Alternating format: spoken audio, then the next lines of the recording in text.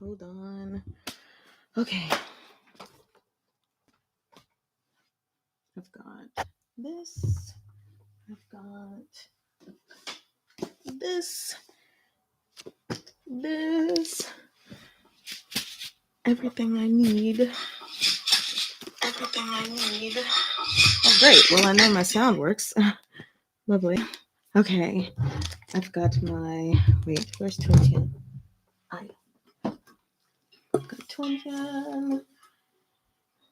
I've got grapefruit juice. This last bit of Gatorade because, yeah. Hi, everyone. I'm trying to get myself situated.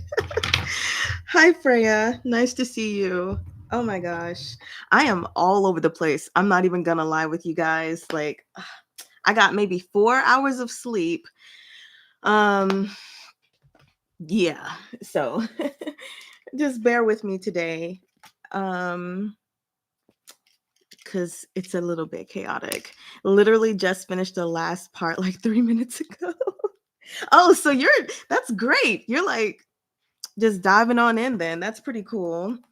Also, let me get this here just in case I get any notifications from Patreon. How are you doing today? Hi, Jasmine. It's nice to see you. Okay. Perfect. Alrighty. So I'll just leave that right there. Yeah. So anyway, my how are you guys doing? Good morning. Is all my pillows and mess here. I got this heating pad. It's supposed to be like a weighted heating pad here, so like I can put it on my shoulders this way or the other way. Anyway, I might need that today. We'll see. Hi, Anne.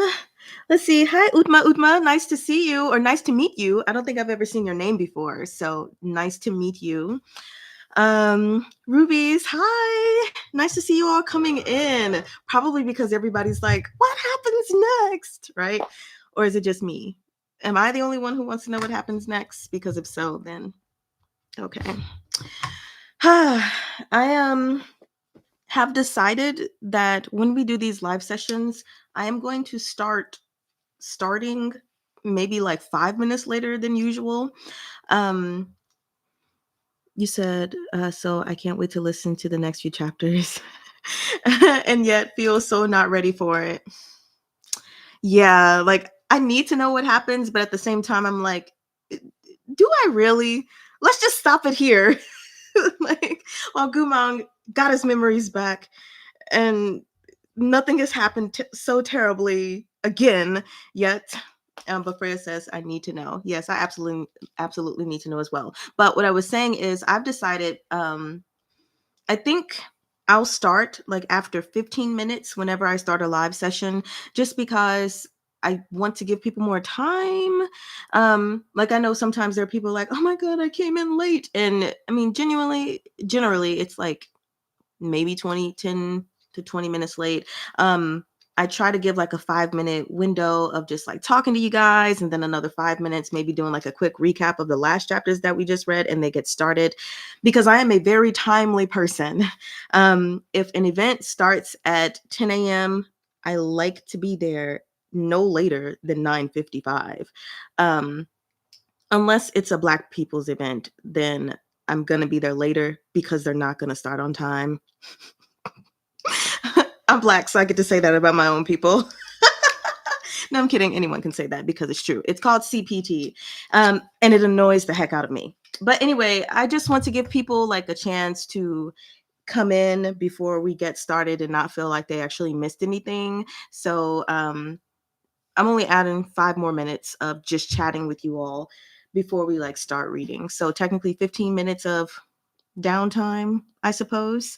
Ruby says, I think this is my favorite volume. So many things happen. You know, I still haven't determined which volume is my favorite yet. I only know the volume that I was most excited to read, which was the previous volume, volume 5, but that was not my favorite volume. If I have to pick a favorite volume, it's gonna be as much as I cried, maybe it'll be volume 4? Maybe. I don't know. It's definitely not volume 1. There are some very funny aspects about volume 2 that will stick in my heart. Hi, Cookielicious, nice to see you again. Um, maybe volume 4. I think because I like to hurt. I think that's it. I like when I get tragically brokenhearted while reading or watching something. Um, Sometimes it's cathartic. Sometimes I don't know why. I just like to hurt. So that made me hurt the most out of all the volumes. So maybe volume 4 is my favorite one, which is really weird. But I will say that this volume might be it. Maybe. We'll have to see how the last 3 chapters end. You said finally able to catch a live. How are you doing? Yeah, I know it's been a minute. Like I remember you around earlier and then I was like, "Where's Cookielicious?" But it's okay. I'm doing good. I am very tired. Just letting you all know in advance because I only got maybe like 4 hours of sleep. So that's nice. And we got our keys to our new apartment yesterday. Woo woo. So I'm so ready to leave this apartment, you guys. You have no idea. Like I'm not excited to move, but I'm excited to be. So yeah, we're doing more moving today, like after this live session is over. I'll be taking some things over. So yeah, I'm doing pretty good. How are you? Then Freya says, we found out so many secrets. I was off half of the time like, you know what? We got so many secrets and then like so many theories verified and some of them were like, nope, not quite. But it was just really fun like theorizing with you guys trying to figure out like what's a big secret and I mean there's still a couple of things that we need to figure out. Like for example, my theory, I'm still holding on to the fact that Gumang, I won't say he's the purification beast, but like he's linked to it in some way. That's just how I feel. That could be totally wrong, but that's how I feel. The other theory that I kind of conjured up from the past few chapters, and I think I said something in a video once, is Moshi going to become the new emperor? Because who else would it be, right? Um, was there? I'm trying to think. Were there any more theories that I had? I think those are the remaining ones. But we've gotten so many of them answered, which has been very nice. And then we've gotten secrets that have just like kind of popped out just out of nowhere, like, oh, okay. NB says, this one was too devastating for me, as I said in your comments from the previous uploads. It was very devastating. Y'all, one problem I have never had while reading this series is saying Muzhong Lian until Mudong Chuyi died. Then I only let it slip one time in one of my readings, but I kid you not, almost every time Mudong Lian's name comes up, I'm like, Mudong Chuyi. I'm like, why? I didn't even have this problem before. So hopefully I don't have that problem today. I think I've gotten all of my Mujong Chugi feels out, except every time I look on TikTok, someone has liked a video I put up about it, and then I remember again, and I'm temporarily depressed again. So who knows? Jasmine says, I'm tied between volume 2 and volume 4. Yes, because volume 2 was so funny. And then we moved into the hurt and pain, but it was so funny. So I do like volume 2 very, very much. Let's see. Congratulations. Thank you. Thank you so much. Stacy, good morning. It's nice to see you. Yes, we're finishing volume 6 and it has been very emotional. At this point, I'm not even looking for a happy ending. I'm just ready to like be relieved. Like give me a break, meat bun. Just let them not hurt anymore. I'll be okay with that. And that's kind of sucky that I feel that way. And hold on. Okay, no, that was not a Patreon notification for me. I just want to not hurt. That's it. And then Ambi says, and still am, so not my very most favorite. Yeah, I know. It's yeah. Okay. Congrats on your new apartment. Thank you very much.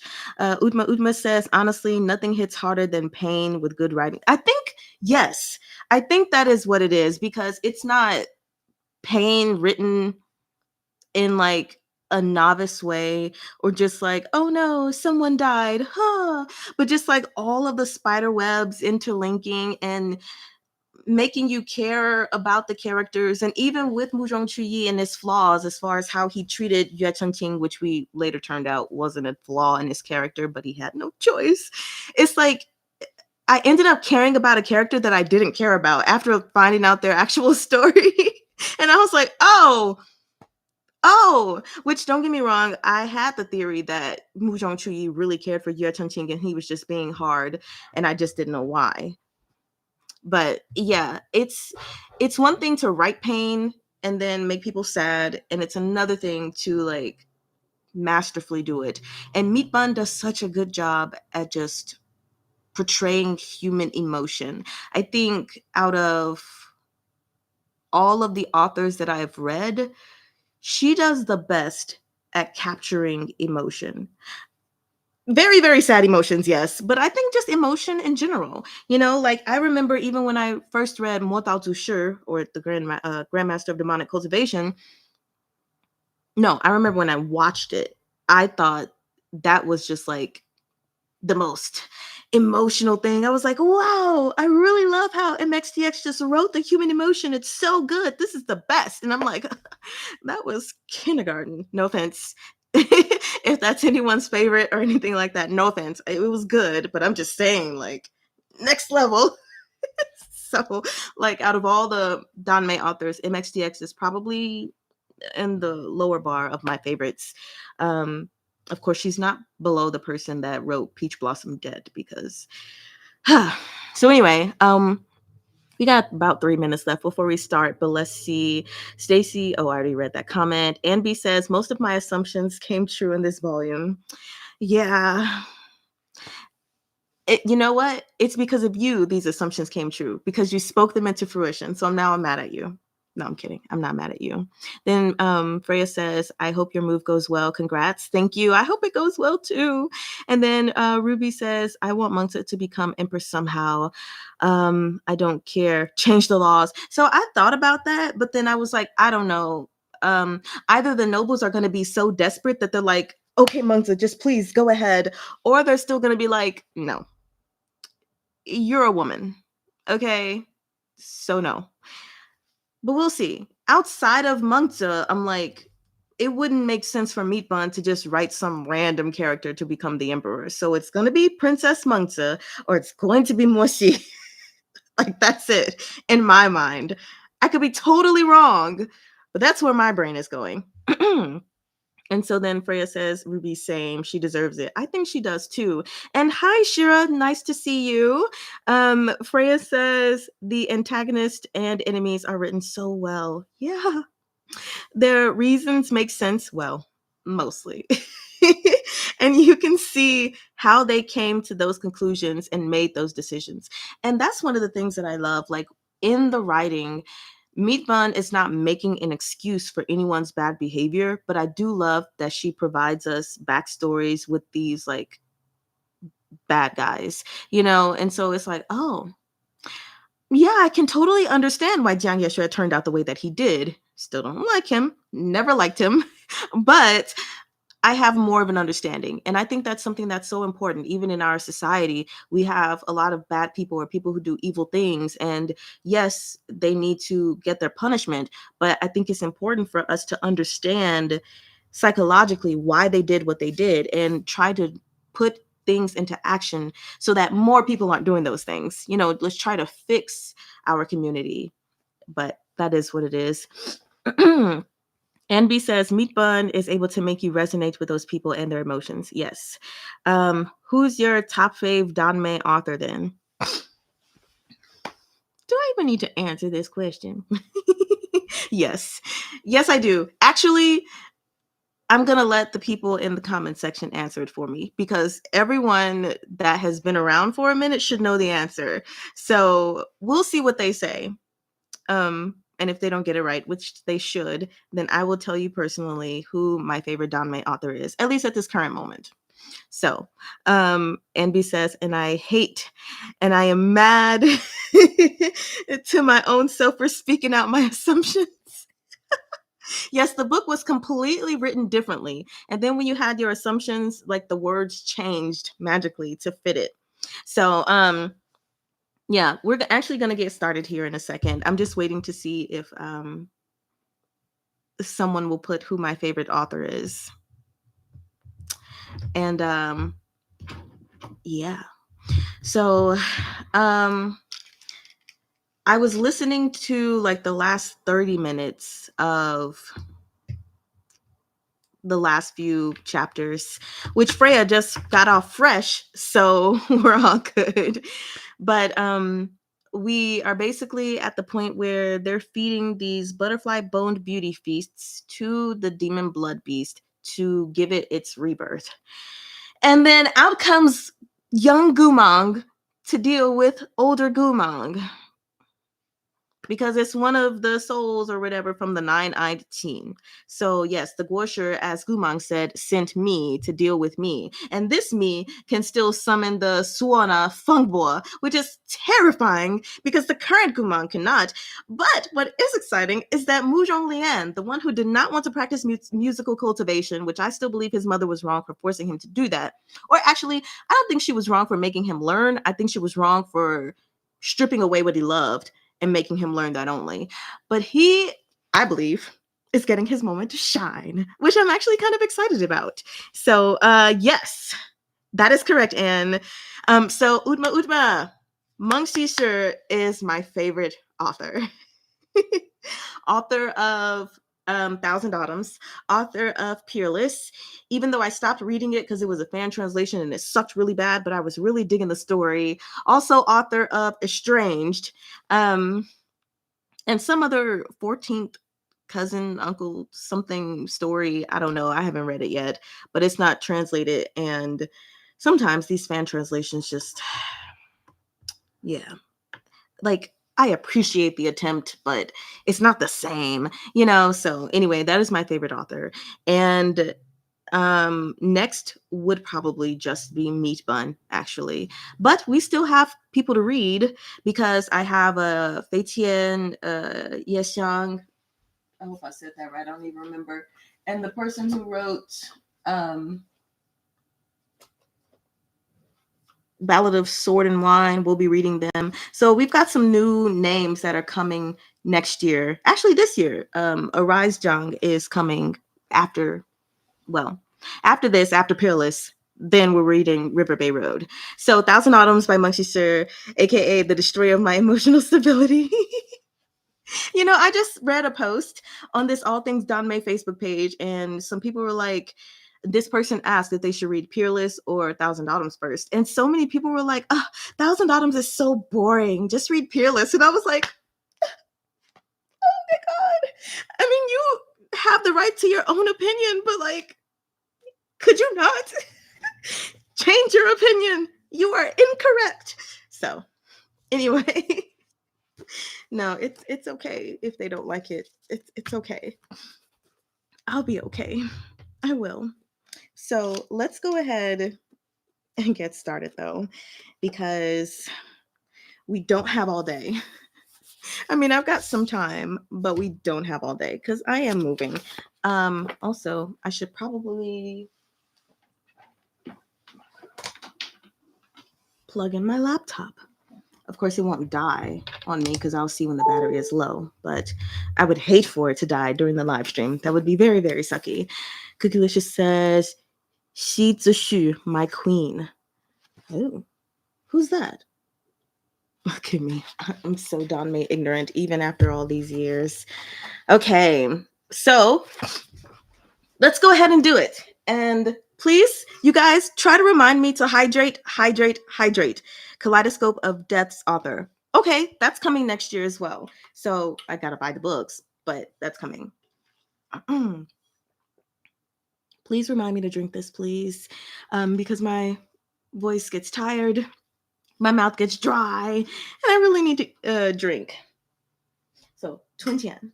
And then I've got some grapefruit juice to accompany me. Anyway, that was not important. Let's get started. I think I have stalled long enough. Although this is the fastest I've seen people like come on. I guess you guys are ready to finish this. So without further ado, let's get to it. And I'll put my phone right here just in case anyone is commenting on Patreon. Although I think pretty much everyone on Patreon comes over to YouTube rather than commenting from Patreon. It's so much more convenient. And this light is not bright enough, in my opinion. I don't know. Let's do this one. Aha. For some, I don't know. Okay.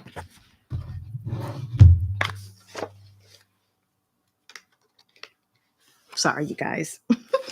Okay, Meatbun loves to leave the chapters with cliffhangers. So let's figure out what cliffhanger we're going to be left with before volume 7, which of course I made sure I did not pack it away. I have it so we can read the summary together. Okay. Chapter 87. The Weapon of Warrior Soul Mountain. Okay. Also, I want to try to start doing timestamps for my live sessions. So, chapter 187, that said 2121. So there we go. Hopefully I don't forget to keep doing that. All right. Muzhong Lian was a son of the Muzhong clan. Of course, he had his own holy weapon instrument. He'd never liked it and almost never called on it. But in their most desperate hour, a holy weapon huqin, its sound box covered in dragon skin, was propped against his hip. Ooh, I don't think I've ever heard of huqin before. Might have to look that up and see what it sounds like. I'm just going to write that down. Okay. Muzhong Lian met Gumang's gaze with a glare. Huh, what are you looking at? Don't you dare laugh! But Gumang wasn't laughing. He hadn't expected Muzhong Lian would also have a holy weapon capable of single-handedly routing 3 armies. With a flourish, Muzhong Lian drew the bow across the fiddle's double strings. The huqin's brilliant notes met the Suwana's call from across the battlefield. The two sounds were like unseen dragons breaking through the water's surface, colliding in a roar of wind and thunder. This was a duel between 2 sons of music cultivators. Neither could afford to hold anything back. Muzhong Lian's peach blossom eyes were narrowed as he stared at that familiar, false Gumang, his pale fingers drawing the bow over silk strings. The sound grew sharper and sharper, more and more murderous, as the 2 forces tangled over the battlefield. Everyone's ears rang as spiritual energy roiled between the instruments. The pair of melodies intertwined like 2 jiao dragons soaring through the sky. At times, Muzhong Lian's huqin gained the upper hand. At others, the illusory Gumang's feng bo surged ahead. This sort of battle wasn't as bloody as that of blades clashing, but it was no less treacherous. Muzhong Lian flicked his wrist, and the sound of the qin careened higher. After a few moments of falling behind, the illusory Gumang narrowed his eyes, his lips lifting slightly from the Suwana's reed. The real Gumang caught the tell and shouted a warning.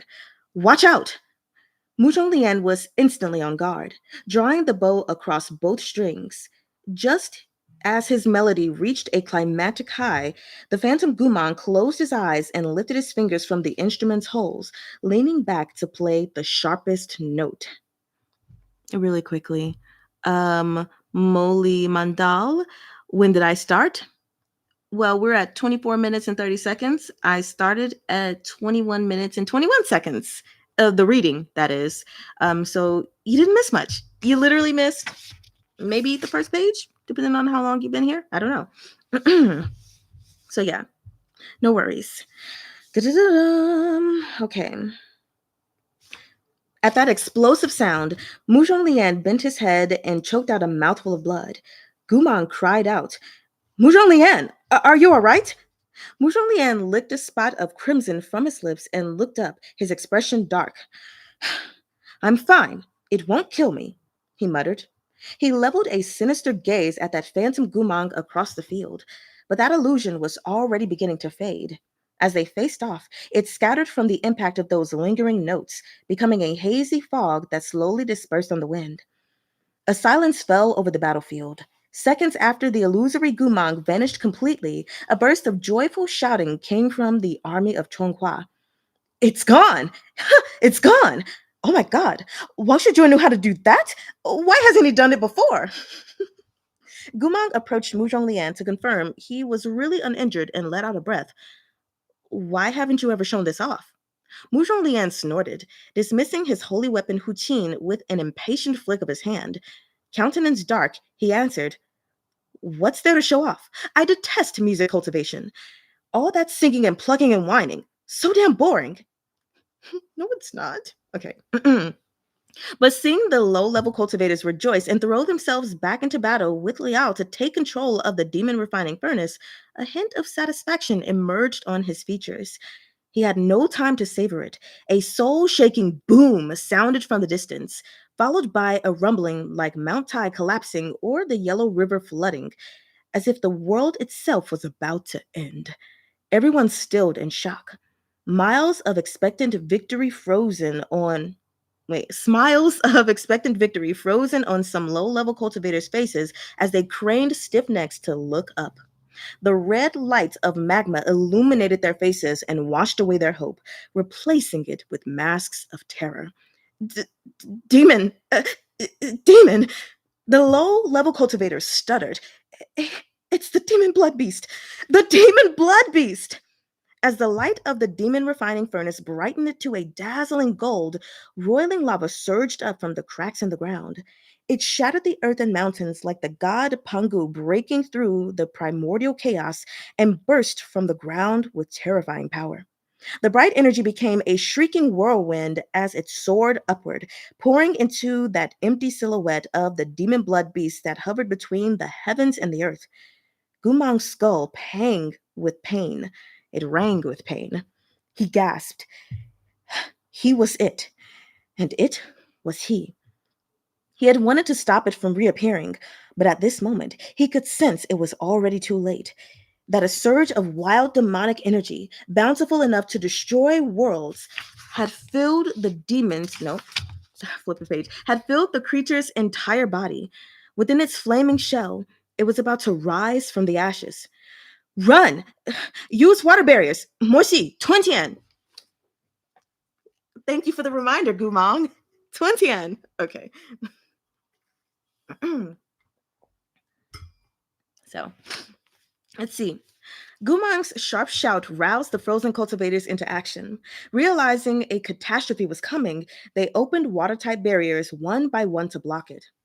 Beneath their feet, the earth shook, fragments of rock and soil surging like resentful ghosts into the world with the gushing flames.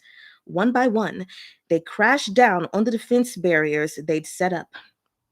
How could any one person be a match for this demon blood beast forged from innumerable resentful souls? Raging flames licked into the sky with the demonic creature's rebirth, intent on sweeping the entire realm.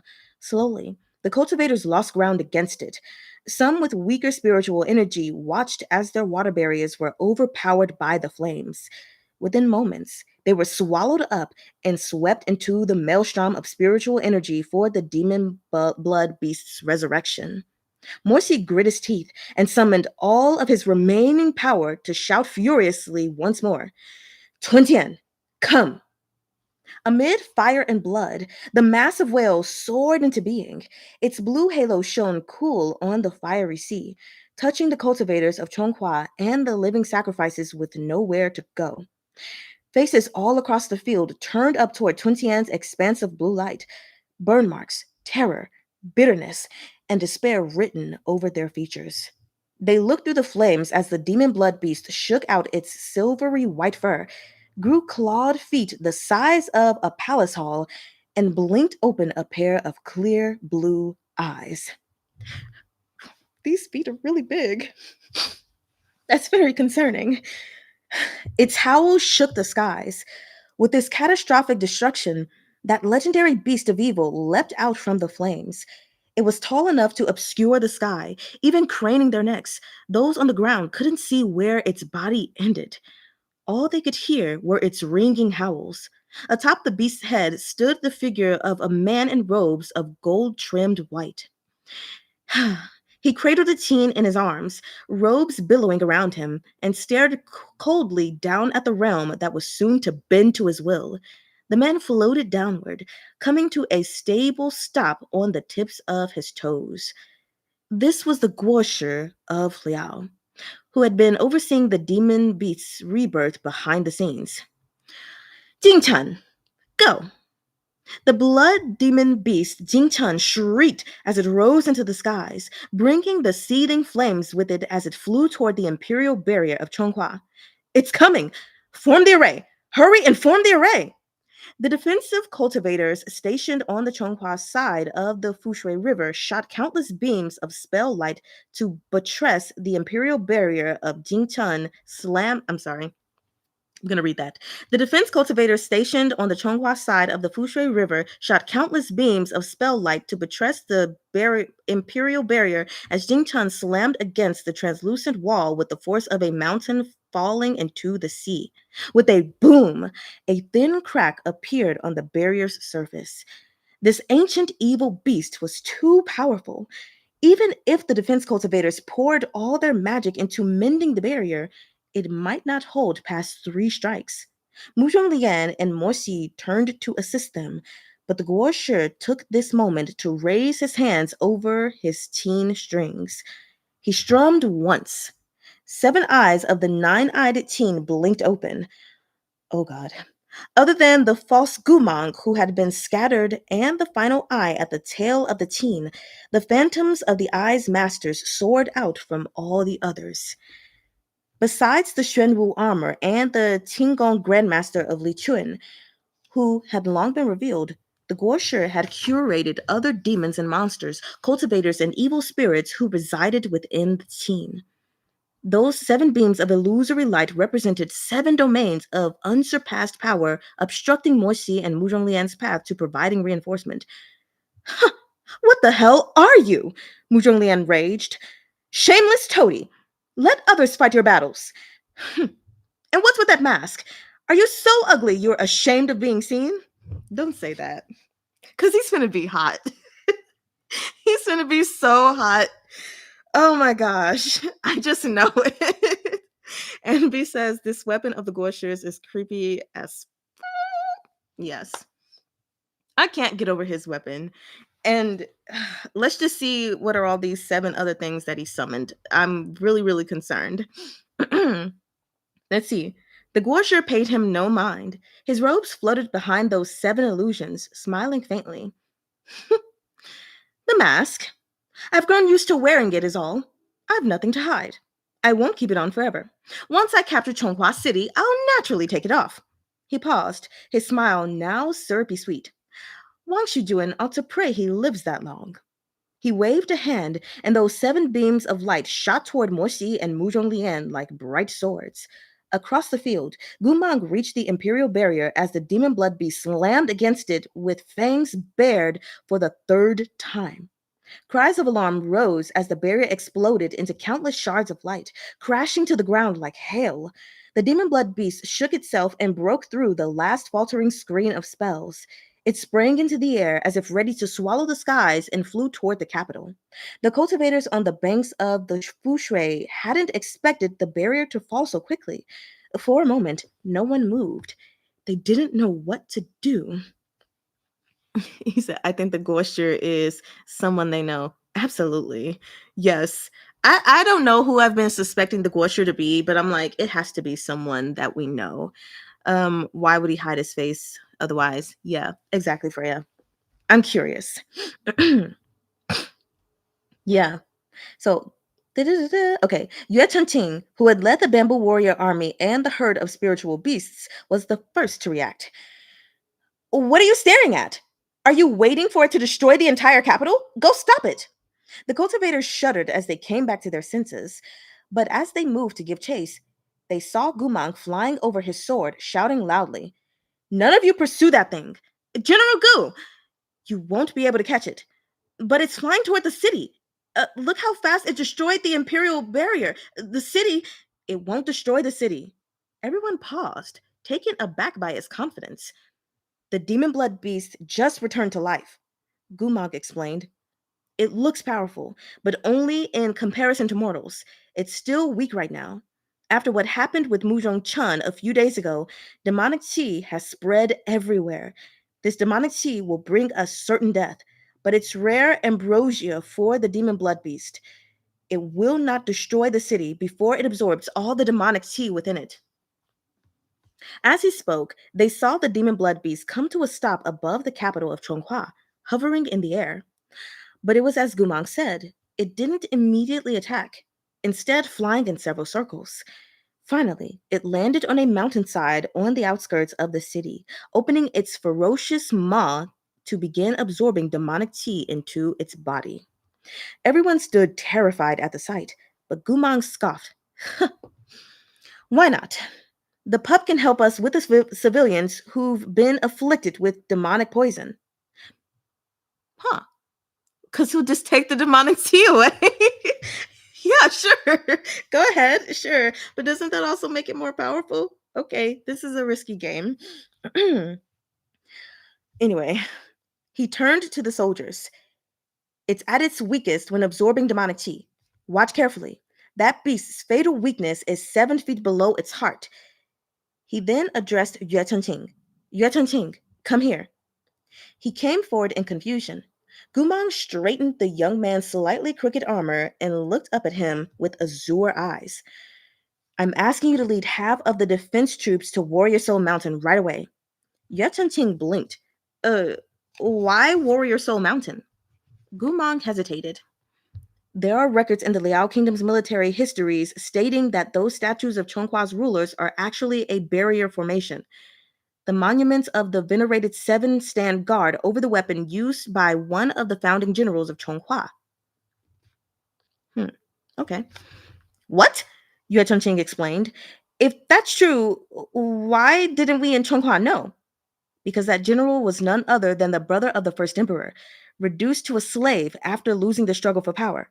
Huapuan's ancestor." Gumang gazed at the distant demon blood beast on the mountainside. After the general fell from grace, the first emperor erased every trace of him and his achievements. The extraordinary, half holy, half demonic weapon he wielded was sealed within the peak of Warrior Soul Mountain, guarded by the statues. But the sealing barrier needed to be reinforced once every 100 years. Instead of revealing the secret, the first emperor made a rule. Whenever an emperor died or stepped down, whether or not they were worthy of honor, the nation must erect a statue of spirit suppressing jade on the peak of Warrior Soul Mountain. Even if an emperor lived to a ripe old age, it wouldn't be an interval of more than 100 years, Yue Chengqing murmured. "The statues were just an excuse to reinforce the barrier." "Exactly. Even so, the weapon buried there is so powerful, its killing aura hasn't dissipated even after all these centuries. Despite its protections being renewed with each generation, every night when the yin energy is at its strongest, one can hear the drums of war, sounds of laughter, and the thunder of marching armies on Warrior Soul Mountain. They all come from the weapon vessel." "What kind of weapon is it?" asked Yue Chengqing.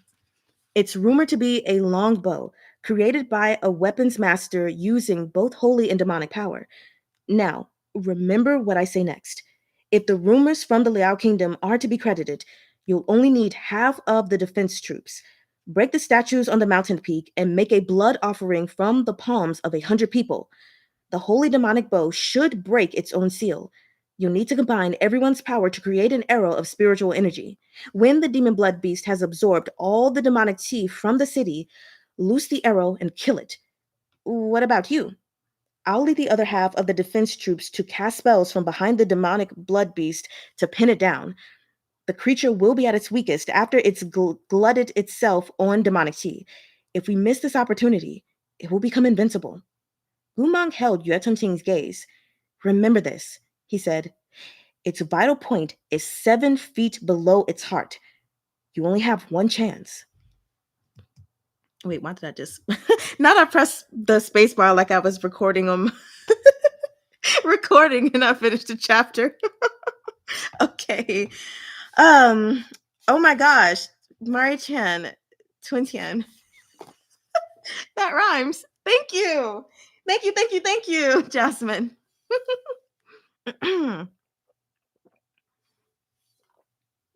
That water is so good. So we just finished chapter 187. Okay.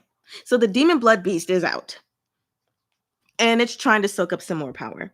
So it's taking up the demonic tea that's in Chonghua, I guess, essentially, which is great for the people. Potentially not so great for the people if, Yue Ting is not successful in doing what Gumang has just instructed him to do. So yeah, I think I don't really have anything to say about this chapter, except of course we all want to see the Guosher's face, and there is one final picture left here. So once we get to it, I will show you all this picture. I had already seen it because I went through my book previously and just marked all the pictures with my blue tabs. But knowing, I guess, what Mu Zhonglian said and what the Guosher said, I'm gonna assume that's the Guosher. So anyway, we can go ahead to the next chapter unless anyone has something to say. I'm gonna go ahead and write a time step really quickly.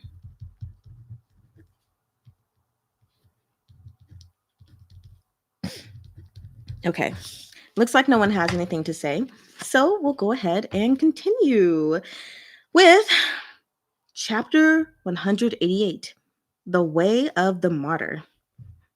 Who's being a martyr? I already don't like this chapter. Who's being the martyr? Okay. Better not be Gumang. Meat bun. It took roughly an hour for the demon blood beast to absorb all the demonic tea in the city. As it sated itself, it enveloped its vast body in a barrier of demonic tea so no one could get close to it. Yue Ting led half of the defense troops toward Warrior Soul Mountain, while Gumang led the remaining half to stand guard on the banks of the rushing Fu Shui. Dawn had come. War smoke choked the air over the battlefield, the sky whitening at its edges like the pale belly of a fish. Gumang turned back to look toward where the Liao Guoshi was fighting Mu Zhonglian and Mo Xi. Perhaps there was something he wished to say, or perhaps he simply wanted to take one last longing glance. Okay. Everything he needed to say had been said. The grudges were settled, the misunderstandings resolved. The only thing he couldn't have was the rest of his life. But how could such perfect completeness exist? This was I can't. Okay. There was very little Gumang was unwilling to part with. He had already rehearsed this ending many times in his mind while he made his plans.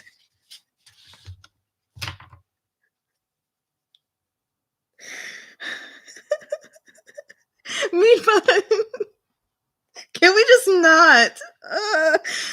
I can't take anymore. Like, I just can't. I really cannot take anymore. We haven't even read anything for real, but I can't. Oh my god. Uma is like, I don't like this. Diana's crying. What is going to happen to Gumang? Okay. I guess we better prepare ourselves to cry. Which is crazy. Even when you prepare yourself, it's still nothing can prepare us. So Meat Bun is really breaking our heart. Give my boy a break. Right? I'm like, okay, I changed my mind. I don't want to read what happens next. Screw it. It doesn't matter at all. Just the story ends here, you guys. Let's just go to book 7, last page. Oh my god. Okay. I'm gonna try to get myself together. And I'll go ahead and drink something. Meat Bun. Please don't do this to us. And why always Gumang? Yes, Molly, that is a great question. Can it be someone else? Just literally anyone else. because he can't catch a break. Yeah. The others rightly thought he was going to stop the demon blood beast. Only he alone knew how he was going to do it. He summoned a golden winged snow Pegasus and straightened his merit ribbon astride its back. The tassel on his helm was crimson, the ribbon of flowing blue and gold. From atop the Pegasus, he led his comrades charging toward the rear of the demon blood beast. This distant sounds of soldiers marching came from the direction of Warrior Soul Mountain. Looking closer, he could still see, sorry, Looking closer, he could see the figures of Chonghua's squadrons approaching the burial grounds on the mountain's peak. Yue Chengqing was completing the mission he'd given him, the countdown for Gumang's own life. Dawn was arriving. Day was about to break. When the first ray of golden splendor shot through the darkness, tearing aside night's veil, the demon blood beast inhaled the last wisp of demonic qi in the capital city of Chonghua. In the same instant, a massive boom sounded from the top of Warrior Soul Mountain as the 7 lofty statues of previous emperors collapsed with a rumble. Gleaming red and gold light exploded from between the trees in the mountain forest as the bow of gods and demons broke through the earth. Gumang knew Yue Chengqing had completed the task he'd given him. It was time for the final reckoning. Gumang could taste the bloodiness of the looming battle. The demon blood beast scented it as well. It roared, swallowing the last of the demonic energy and absorbing the thick demonic qi into itself, pawing the ground. It reared back and sprang into the sky, baring its fangs as it soared majestically toward Warrior Soul Mountain. At the summit, the arrow forged by 10,000 soldiers glowed as it was knocked to the bow, aimed at the demon blood beast's fatal point on Yue Chengqing's orders. But the demon blood beast moved too quickly. No, can that at least go right? It was entirely impossible to aim with any precision. Yue Chengqing's expression shifted as he watched the creature draw closer and closer. He swallowed nervously, unsure of whether to fire. It was then that Gumang unsheathed his blade. Bathed in the dawn light, he cried, "Form the spell!" He was astride a golden winged snow Pegasus, soaring hundreds of feet above the surging river Fushui. A voice amplifying spell carried this sharp command to the hundreds of thousands of brave soldiers behind him, his voice echoing across the abandoned plains through the smoke of battle. "Bind its body!" "Yes, sir!" The cultivators shouted their deafening response. Golden chains of spiritual energy shot from each of their palms, crisscrossing into an inescapable net, both blindingly bright and enormously powerful. This net flew out from behind the demon blood beast and restrained it. Okay, binding its strong limbs and sturdy neck. The demon blood beast howled in its rage. It bared its fangs, struggling in uncontrollable fury. Thousands of chains snapped with each of its movements. "Bind it again!" Once more, countless chains of golden light shot forth, flinging themselves toward the demon blood beast. Gumang hovered in the skies on his warhorse. The sun was cresting the horizon in the east, breaking through the darkness of the abyss. The scarlet of daybreak was more vast and vivid than the blood on the ground. Gumang's handsome profile was caught in the light of the rising sun, limned in resplendent gold. As the cultivators launched their second wave of spell bindings, Gumang formed his hands into a sigil and closed his eyes. In the instant his lids shut, he saw through the demon blood beast's Jing Chun's eyes. He saw Yue Chengqing at the head of the net troop formation. He saw the battered imperial capital. He saw crying children, helpless elderly, and the cultivators who never retreated. During the 5 years he'd spent in the Liao kingdom, he had no choice but to harm these people. Now, as he looked at them again through the demon blood beast's eyes, he saw the despair that once kept him from sound sleep, saw the hatred that gnawed at him as a never-ending guilt. But this time, he no longer needed to grieve on their behalf. He could finally protect them. He could protect the living, the kind, the young, the new. Covered in wounds and drenched in bloody filth, he was willing to become mud, so long as they could grow beautiful flowers from the blood. that he shed into the soil. Come, Gumang thought. He seemed to see another soul before him, the soul that belonged to the demon blood beast Jingchan. It looked so evil and so massive, its head towering into the sky. But Gumang felt not the slightest fear of hopelessness. He walked toward it. Come, you are me, and I am you. No, you're not. He reached toward the demon blood beast in his mindscape, the same way Chun Tang had done in those visions. It's over now. The demon blood beast couldn't bear Gumang disrupting its mind. It was thoroughly bound, howling and in pain, but incapable of freeing itself. On the Warrior Soul Mountain, Yue Ting saw his chance. Entirely ignorant of the consequences of the demon blood beast's death for Gumang, he raised a hand, following the order Gumang himself had given him. Fire! The string twanged, and the arrow flew. The arrow containing 10,000 soldiers' spiritual energy nailed itself into the demon blood beast's vital point in the moment the rising sun finally broke through the clouds. Its warm golden light spilled over the earth from behind the black peaks of the mountains, filling the world with brilliance. Daybreak, even in the direst circumstances, was always tranquil and pure. Even the pained howling of the evil beast seemed to fade as the morning sun solemnly climbed into the sky, the sound no longer so terrifying as it had been in the black of night. Under the watching eyes of the soldiers on the peak of Warrior Soul Mountain, of the troops on the banks of the Fushui River, of the civilians inside Chonghua, the massive beast's movements grew sluggish, as if stuck in glue. In the majestic light of that new day, the beast raised its head. 7 feet below its heart, the arrowhead had sunk deep. Fresh blood dyed the creature's fur.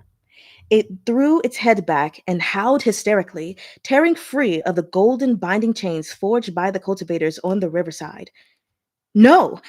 It didn't help! It's going to go berserk! Gumang made no sound. He sat on horseback, hovering above the Fushui River with eyes unblinking, watching as the earth-shaking demon beast was enveloped in the brilliant light that grew more splendid by the minute. The beast bayed furiously, strengthening its legs. Gumang watched it quietly. He was racked with agony, a pain no less than when he had surrendered himself to the Liao kingdom and had his spiritual energy ripped away and replaced with black magic. It was the pain of death, but this time he didn't feel it, perhaps because he knew the suffering only belonged to the demon beast. Instead, he felt relief, reassurance, calm. Yet there was also reluctance and remorse. Many years ago, he'd stepped onto the thorny path and never thought of turning back. Because of this, he hadn't dared make rash promises to Morsi about the future. He'd always felt it would be too unfair to Morsi. No one should give their whole heart to someone who was ready to sacrifice themselves at any moment. In Gumang's heart, the flowers of the world and his little Shudi were equally important. After having gone through so much, he still couldn't have both in the end. Gumang turned, looking toward Muzhonglian and Morsi fighting the Gosher in the distance. He tried to recall the last thing he'd said to Morsi, but he couldn't remember. He had wanted to leave the most tender words as a goodbye, but the sight of Morsi's face had driven him to blather about trivial things of no importance. In truth, was there anyone who wanted to be a hero or a spy? Everyone wished to settle down somewhere with a good few friends and their own beloved, laughing together over the silly things in books or fretting over the weather ruining their plans to dry the laundry in the sun. All their worries would amount to no more than rising prices of vegetables in the Eastern market, or how this new type of rice wasn't as good as their usual pick. But when fate came knocking, someone always had to go. No one wanted to leave, but someone had to act. Because he tasted the suffering of unanswered yearning and understood the pain of lovers separated, Gumang tenderly refused to let others experience it too. But he had fallen in love and gotten attached, and, with one wrong move, forsaken the love of his life. Moshi. Gumang mouthed silently toward the man in the distance. His lips moved, but he didn't know what else he should say. He'd known Morsi for so many years. They'd experienced so many things and exchanged so many words. That was what was there left that they didn't both didn't already understand. In the end, Gumang only murmured Morsi's name a few more times, like a prayer, until he heard the cultivators beside him shout in wild joy. "Ha! Look! Look! The demon blood beast! It's dying!" Gumang turned. He started smiling too. "I'll take you home. I'll bring you ashore. Not because this piece of land is great, but because I've always believed that good will replace the bad and the new will replace the old, just as the black of night will always retreat before the light of dawn. After all, there are too many seeds of hope in the world.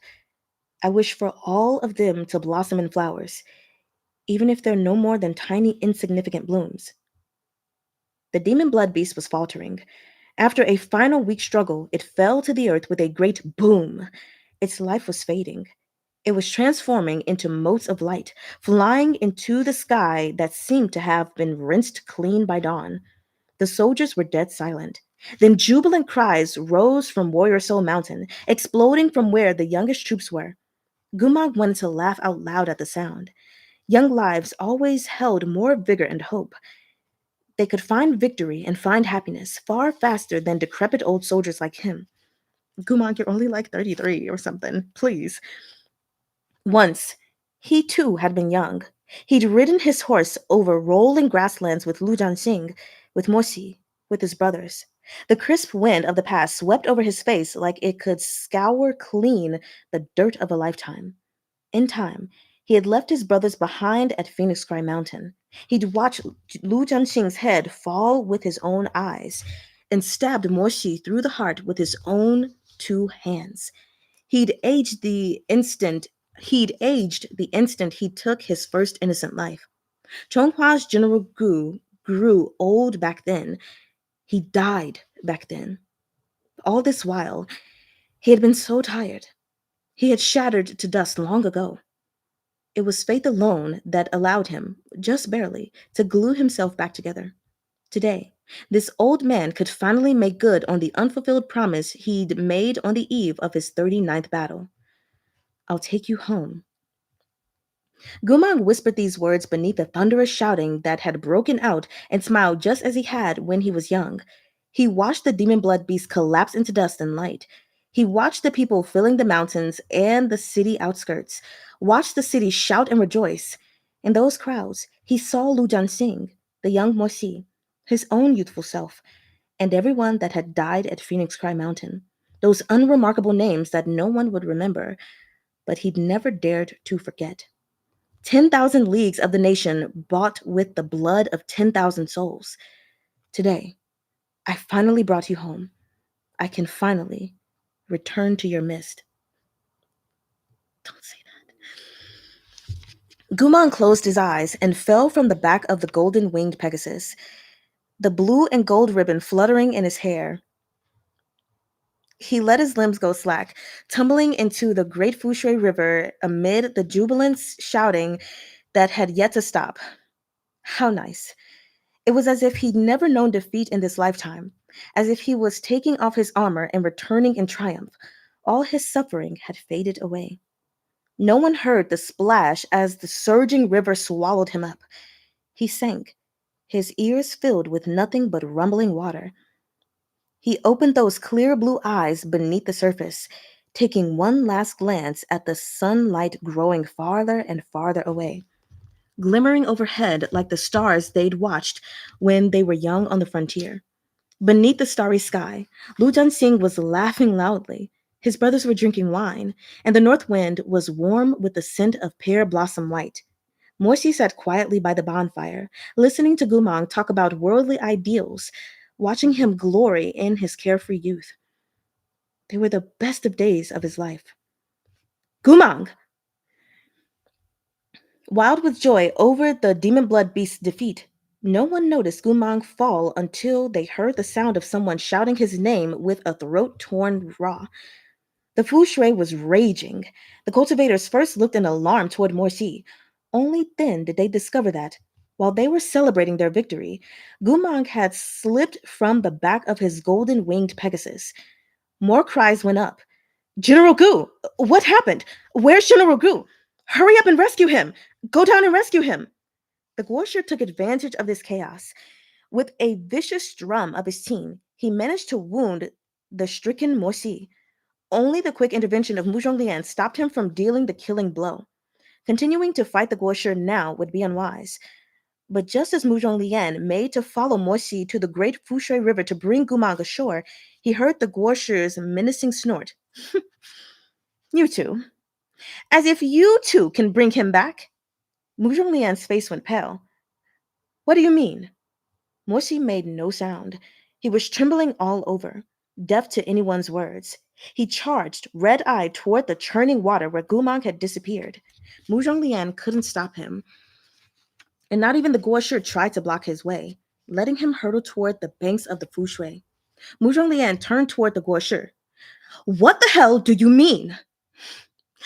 Ah, what Gumang used was a technique similar to the one Chun Tang used back then to defeat to seal the demon blood beast, the Guosher replied slowly, his eyes behind his mask flashing with inconstant light. Chun Tang killed the demon blood beast, and then he died. Today, Gumang did the same. Bullshit! Mu Zhonglian cried, furious. The Guosher burst into laughter. If you don't believe me, feel free to go for him with Shi Hejun. Oh, and by the way, he stepped back toward the edge of the cliff behind him with the teen in his arms, speaking coolly. Back then, my attack on the city failed because of Chun Tang's desperate action. After hundreds of years, there's no way I would let the same trick stop me. This time, I refined a new spell before I re-tempered the demon blood beast Jing Chun. Okay. After a moment of shock, realization hit Mu Zhonglian. What did you say? The remaining color in his face disappeared. Your attack on the city back then? The Guosher smiled thinly. Mu Zhonglian's face was as white as paper. So, you are... The man before him removed his mask, exposing a face that was chiseled and handsome, but filled with malevolence. Mu Zhonglian reacted as if he'd been struck by lightning, taking a few stumbling steps back. You're... The Guosher looked up, baring his eerie white teeth in a grin. Since it's come to this, I can't be bothered to keep up the act. You're correct. I'm sorry, my eyes see before I read.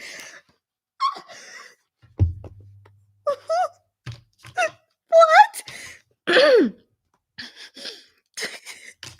Okay. I'm so sorry. I'm gonna read it. I promise I won't leave you in suspense. The previous king of Liao, Hua Po An.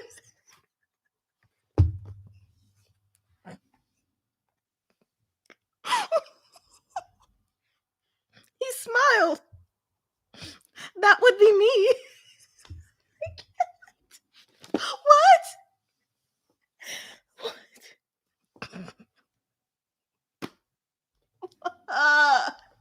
This is not what we need. How have you been around this long? I'm going to show you guys this picture. Oh my god. This is Hua Po An. I'm getting closer. And why does he have to look like this? Why? Meat bun. Couldn't you make him ugly?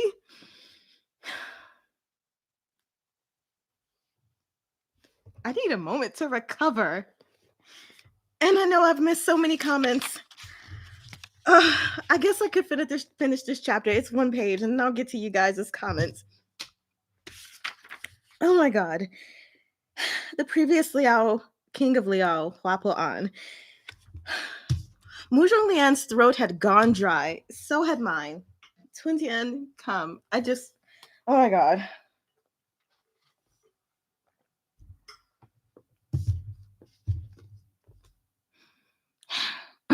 Okay.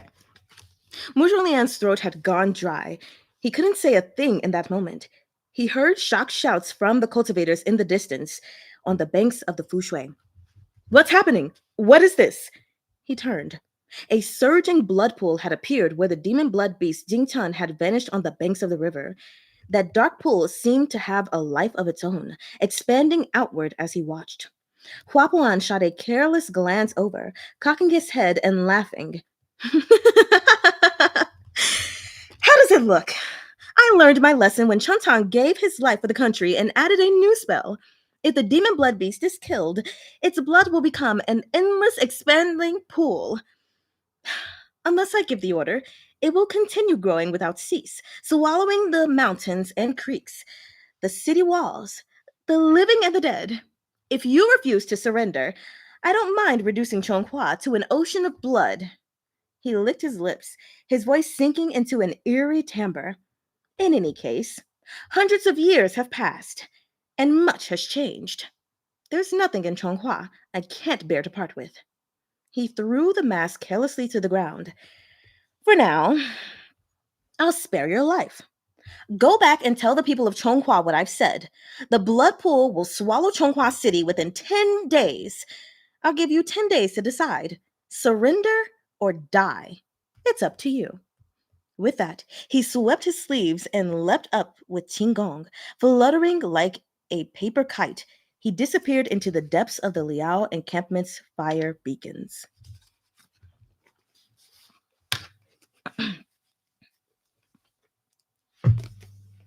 Let me look at y'all comments. I know I've missed so many comments. Oh my god. Oh, okay. Where are we going? Oh gosh, I have to scroll so much. It's not fair. Right. It is not fair. Hold on. Have I really missed so many comments? Oh my gosh. I should have looked up sooner. So yeah, we can't take this hard break. What kind of plan is sacrificing yourself? I don't know. I mean, just because you're the beast of the altar does not mean you need to put yourself on the altar. Like, can we just not do this, Gumang? But I mean, he's done it already. So what can we do? And he said, "Don't mind me, just crying in a corner. I'm fine."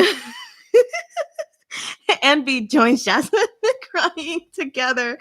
Let me join you guys. I was like, oh my gosh, am I gonna start wailing while we're on this live?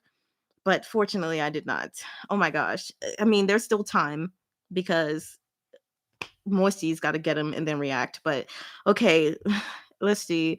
He is just too much. Why are you such a good person, Gumang? I don't know. You don't have to be that good. You really don't. Moisty, come get your man. He's allergic to happiness. Honestly, this comment is so sad, but also so funny. Oh my gosh, this is one of my favorite comments from this entire volume. I love it. I try to like store you guys' comments so that way when we get to like our final video, I can share my favorites from each volume. But I like this one. Man, forget what I said about Mangta. Gumang should be the emperor. No, he shouldn't, because he's just gonna sacrifice himself. But I definitely think Gumang should be like an assistant to the emperor because he cares so much for the people. He'd be a great advisor. Oh my gosh. He can't be an emperor because he'll sacrifice himself and then he won't be alive anymore. Let's see. Drops in, rewatch y'all later. Poof. By NFS. Jasmine, I think Gumang should be allowed to go into retirement, go out of politics, live with Moisi. Is that too much to ask me, Bung? Like, is it really? If it is, just like let us know. Let me know now so I can stop reading. He deserves it. Yeah, Freya's joining in with the crying too. I understand why Gumang is happy, but hasn't he been through enough? Yeah. Someone tell Faith to stop picking on this man like he owes taxes. Okay, let's see. From the corner, and you pull the blanket over your head. Sniff. Mari-chan, Twin-tian. Give one for Guma. Thank you. I'm glad I went back to read these because I wouldn't have seen that. Okay. Yeah. Gosh. Gumang. Okay. We are also tired of seeing you suffering so much, says Diana. Yes. Peeks out of the corner. Please, someone save this man. Sniffs loudly. Meat bun, you didn't have to make us suffer so much. Oh my gosh. Yes. Fate is really acting like Gumang owes a life debt. Like he owes more than one life debt, like generations of life debts is how I feel. Because what are we doing? Can we just not? Oh my gosh. Then we get to these are comments now, shifting to the Gosher. No, he's hot. Yes, Jasmine. Why is he so hot? And so people were like, I knew it. Oh, so some of you were suspecting that it was Hua. You know, oddly enough, you would have think that I would have suspected maybe it was Hua, but I did not. It was a complete shock to me. I guess I can't have theories on everything, but like, oh my freaking God. Why does it have to be the founder? Gumong's sacrifice now has been made in vain. Because if it was really just the Gosher, then he would have lost. But this is Hua Puan, and he's already been through this before. Why? But anyone's like, I freaking knew it. I was right. And he's so handsome. Oh my gosh. So everyone is just like, yes, the Gosher is hot. Put the mask back on so I don't have mixed feelings. Right. Put it back on, please. I don't want to be attracted to the Gosher, which is just really Hua Puan. Come on. Let's not do this, me bun. You could have made him ugly. He said, damn, why is he so hot? And after all of Gumang sacrificing himself. Sorry, gotta go get myself together for a sec. Guess I need more water. You said, if he starts acting like Yan Wusher, I'm so done. He better not. So we were also losing our shit. No wonder you couldn't look in the comments. I really couldn't. Like, I also didn't want to break the mood either while I was reading I guess Gumang's death. I was like, I don't want to like keep stopping or whatever. So that's why I missed so many comments. But oh my God. Oh, freaky deekity. It said chanting, Gumang is in the seventh cover. Gumang is in the seventh cover. Yes, let's remind ourselves. Gumang, he's on the seventh cover, you guys. He is on the seventh cover. He is not dead. He is alive. Okay. And Udma says, wait, the Gosher has white streaks like Yan Wusher. Yes. It's just like, I can't. Why must you do this to me? And then she knows Monkey Sure. Meat Bun must know that Monkey Sure is my favorite author. And she must also know that we have the Yan Wusher Appreciation Society and was like, just add a white streak. Just add it. Let's look at this picture one more time before we go to this final chapter. Because, okay, how many pages do we have left? Okay. Here's the picture one more time. I did, because y'all just need to see it.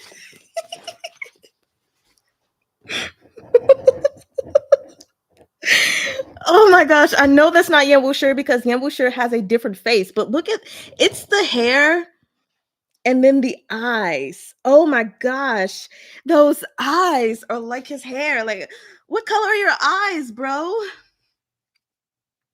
I can't. Put your mask back on. You better come back fast. Please, no references to Yan Wusher meat bun. Thank you. Like, please, no. Okay. We have one chapter left, you guys. And I am beside myself with worry. I thought maybe the final book would just be like some fluff and happy ending extras and everything, and it's not looking like that. I'm so concerned. I'm writing down this timestamp. He says he has some Bing He vibes. Let me go look at him again. Maybe that facial expression. Definitely the facial expression. Okay, let's go ahead and start with the final chapter. Oh God, that looks awful. My handwriting looks awful. Chapter 189, After the Separation. No. No.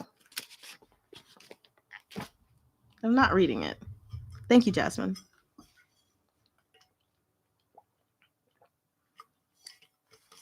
I'm not reading this chapter.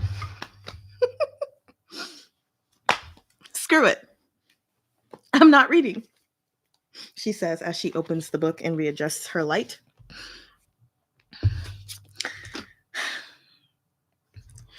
It was just as Huapo-an had said. The blood pool the demon blood beast had grew bigger and bigger. The swallowing... I can't. Okay. Because I just botched that sentence entirely anyway. We can just go to the 7th volume right away and skip. Yes. Let's just do that. Okay. And I'm going to look at the chapter title names so that we can pick one that sounds happy and go to that one. Okay. Let's officially start this chapter though, for real, for real. Chapter 189, After the Separation. It was just as Huapo-an had said. The blood pool the demon blood beast had become grew bigger and bigger, swallowing the plants by the riverside and polluting the river moat's water. Slowly, the walls of the city began to collapse, brick and tile tumbling onto the bloody water and melting into thick crimson sludge. This sort of invasion didn't feature the thunderous clashes of a confrontation between two armies, where victory and defeat were decided in moments. Instead, it was like a venomous snake winding through thick grass, unhinging its jaw inch by inch, ready to swallow the prey in front of it. During these days, Chonghua and Liao did not fight. That roiling river, the color of blood, divided the two forces. Chonghua stayed in dead silence, while the Liao kingdom began to wildly rejoice. At nightfall, Morsi walked up the city tower alone. Alone? Where's Gumong? Where's his body, at least? Okay, sorry. At nightfall, Morsi walked up the city tower alone, peering over the vermilion railing of a turret sporting a dragon's head gargoyle. The blood pool lay beneath him. Across the wide crimson river, the lanterns of the Liao Kingdom encampment were lit. Cultivators sat around their stoves, bonfires burning, behaving with the ease of an army whose victory was within its grasp. Liwei? What are you doing here? Sorry. Liwei, the housekeeper of Shihe Manor, had accompanied Morsi. He waited quietly beneath the turret with his hands crossed in his sleeves and his head bowed. Housekeeper Lee, a low-level cultivator asked him in concern. Is Shihe doing okay? Li Wei was silent. Despite his silver tongue, there was nothing he could say. Was Morsi okay? He wasn't sure. No one could answer this question.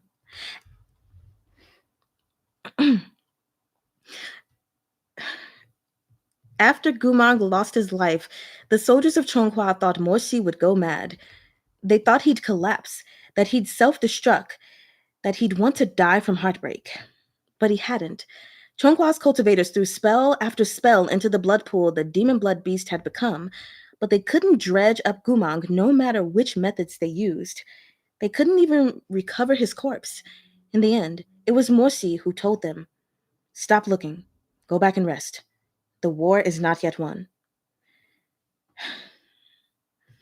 He and Gumang had both lived lives of military glory paid for with 10,000 sacrifices. They'd seen too many separated by the chasm between life and death amid the fires of war. The brother you drank with one day might become a lifeless corpse the next. They had no time to grieve, no time to internalize the tragedy, no time to digest this person's death. Everything was done in haste. Duty forced a general back to clarity of mind because the war was not yet won. If a soldier lost control from grief, They might pay with their life. If a commander lost control from grief, they would drag all their men to their deaths. Morsi knew he didn't have that right. The only thing he could do was stand a little while longer, gazing at the blood pool and the Liao army, leaning over the railing above the sea of blood where his beloved had lost his life. But only for a little while longer. I can't. Okay, Morsi. If you can't be sad and grieve, we will do it for you. I hate that so much. That like he's in the middle of war and he can't even, oh my gosh. Cuz like he's not just losing a comrade and a friend. This is the love of his life. Okay. Let me see. Let's think of the chapter as a fever dream. It ends when Morsi upon Gumang again in general armor, leaving the ending as an open ending. In the corner, in denial. Let me be in that river with you.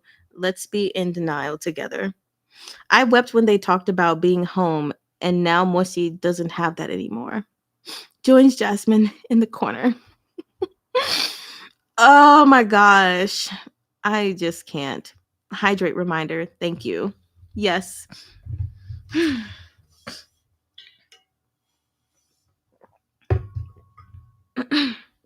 Okay. I feel like I just need to slowly work my way through this chapter as much as I want to read it as fast as possible so we can be done and maybe Guman comes back to life somehow. The low-level cultivator couldn't help asking, is Shihajua not sad? This time. What do you mean is he not sad? Don't slap him. This time, Li Wei replied quickly. He doesn't have a heart of stone. Of course he's sad. Li Wei sighed inwardly, gazing at Morsi's solitary figure beneath the starry sky. On the night Gumang fell into the blood pool, it was Morsi himself who ordered the cultivators back to the city to rest, forestalling them from any meaningless attempts at rescue. Many had been shocked at Morsi's cold-blooded composure. Only Li Wei knew what Morsi had been like that night after he returned, in that room of Shihe Manor where Gumang had once lived, where he shed all his status and duty. Li Wei had thought to tidy this room whose owner was gone, but before he pushed open the door, he glimpsed the silhouette of Morsi's back where he sat at the little table. The letters and notes Gumang had written were spread out over its surface. Morsi was reading them, page after page, by the light of that dying lamp. The events and observations Gumang had recorded were all happy things. Very rarely did he complain about anything. Morsi sat and buried himself in the beautiful past that Gumang had left behind. Fondo whined as he lay by his feet, as if asking where Gumang had gone, as if asking, why hasn't Gumang come back? After a few moments, Morsi lowered his head. Low sobs finally came from within that room. They were suppressed, just as he suppressed the shaking of his shoulders. But how could it all be contained? He had bitterly endured for so long. All that was left to him was grief, suffering, and duty. Beyond that, he truly had nothing else. In the past few years, he'd experienced false betrayal, genuine mistakes, and the aching pain of separation. Each time, he would tell himself to bear it for a little while longer, endure it for a little while longer, and this would too pass.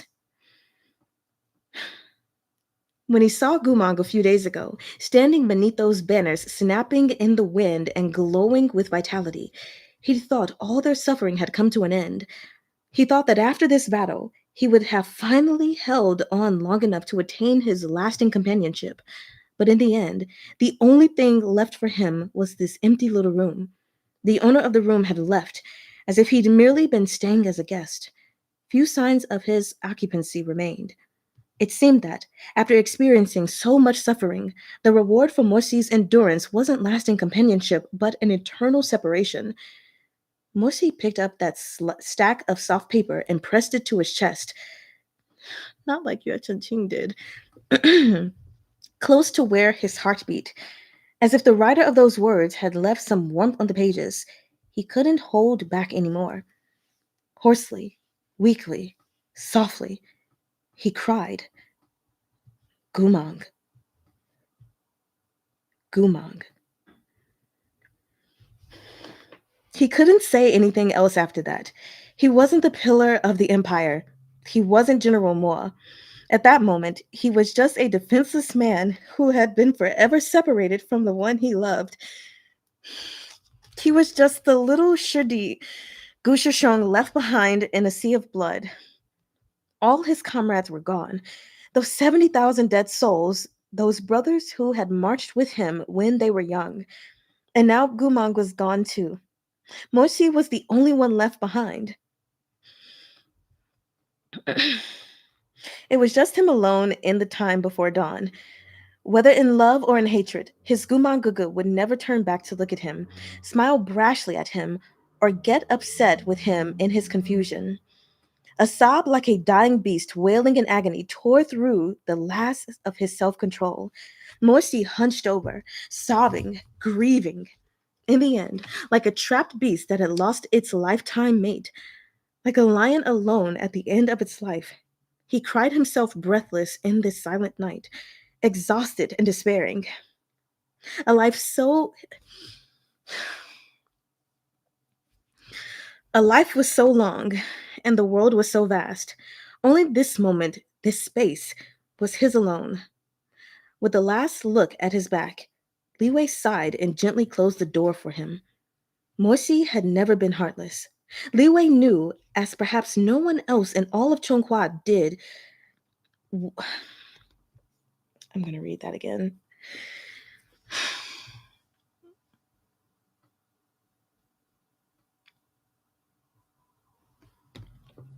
Okay. Liwei knew, as perhaps no one else in all of Chonghua did, what Gumang had truly meant to Moshi. He wasn't light or fire. He wasn't hope, a lover, or a brother. To Moshi, Gumang might have meant more than all those things together. It wasn't abandonment when Moshi ordered the cultivators to stop wasting energy searching for Gumang. Moshi knew better than anyone what choice Gumang had made, what Gumang wanted, and whether he would come back.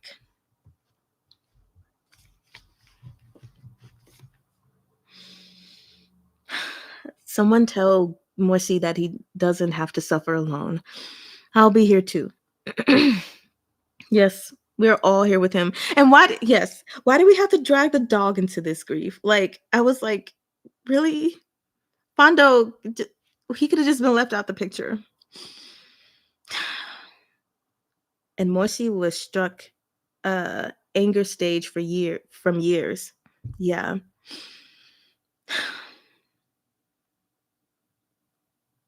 I'm sorry if I take so many pauses. I'm definitely gonna have to edit this for when I put it up and as just an audio on Patreon. Otherwise, the readers who listen to it later are gonna be like, what's happening? Why is there just silence?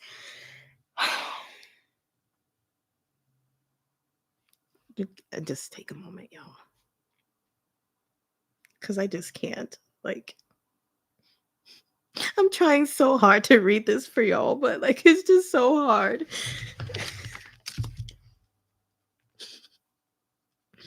I just can't take it anymore. Like, I love Meat Bun so much, but also I hate her so freaking much. And I can't take it anymore. Like, I really cannot. Oh my god.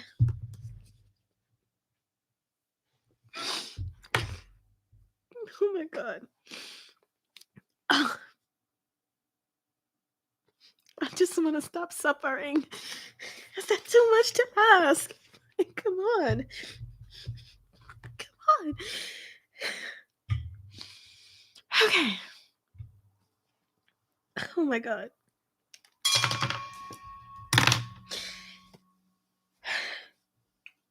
Ugh. Big fuck you to Meat Bun. Okay. I'm gonna try to get myself together so we can keep reading. We have like 10 and a half pages left, or 10, or whatever. I don't know. And now my throat is all tight from crying.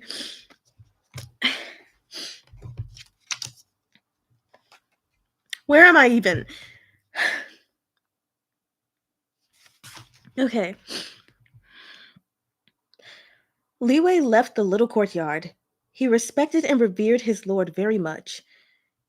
We know. We know Li Wei. In truth, even before the emperor had bestowed him upon Moshi, he'd felt that Shihajuan was the backbone of Chonghua. Wow. That's so nice to know that Li Wei had like such reverence for Moshi already, even before the emperor handed him over to him. I knew I liked Li Wei for a reason. Yeah. Okay. Thanks, Jasmine, for the reminder.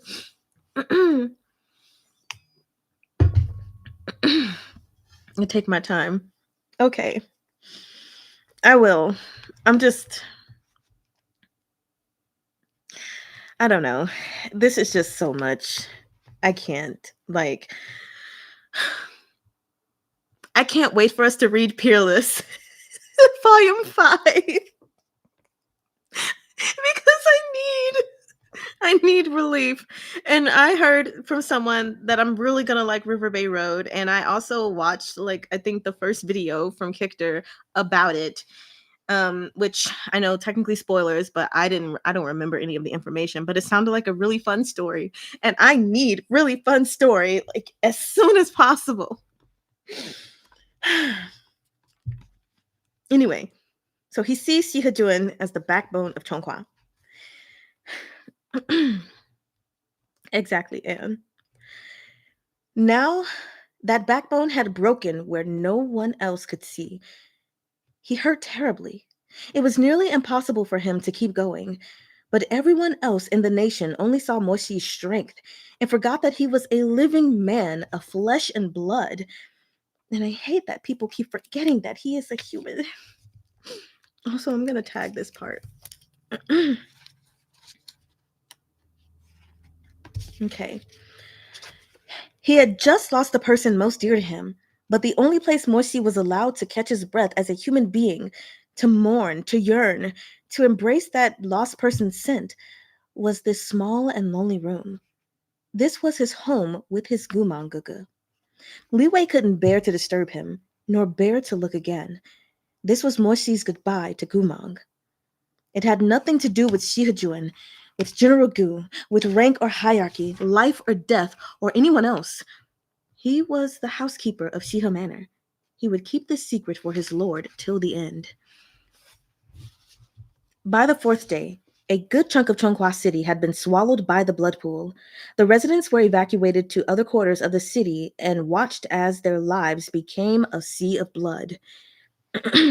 Thankfully, Yue Ting was familiar with mechanism techniques within the record of Muzhong Chu.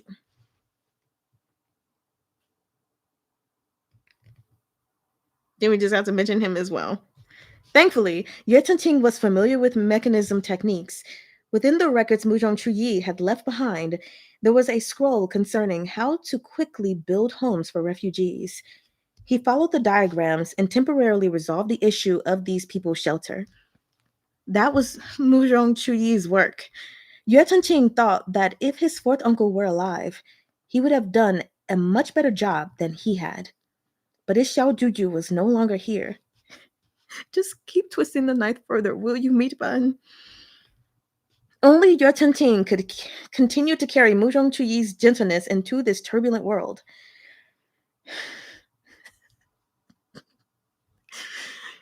Okay. Fourth uncle.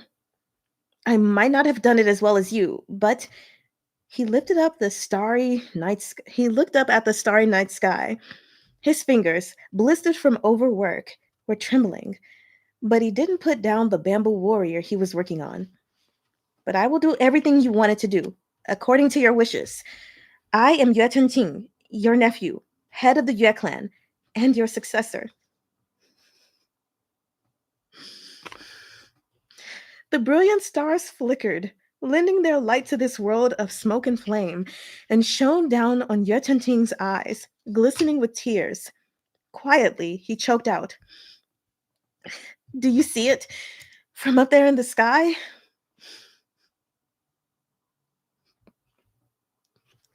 I can't. Are you kidding me? In the past, in the past, you were always silently protecting me. Now it's my turn, Uncle. I'll protect our home. Ah! Ah!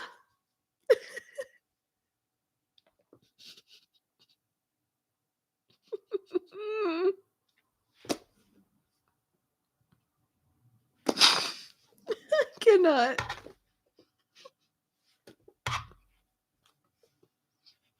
Why do we even have to mention him?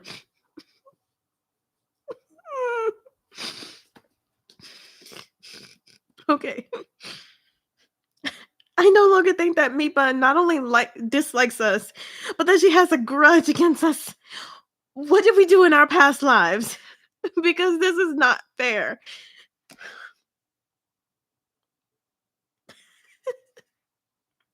Oh my god. Okay. I need a fun story. My Peerless Volume 5 is in some sort of delivery hell.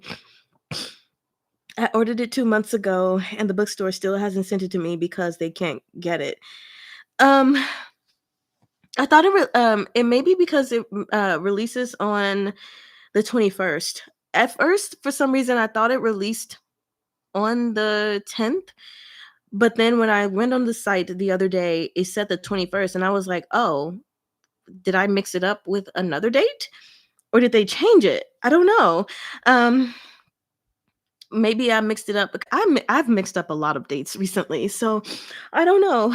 Um, my God, I remember not really liking Moisty at the beginning of the story. He grew on me, but this chapter really showcases his emotions.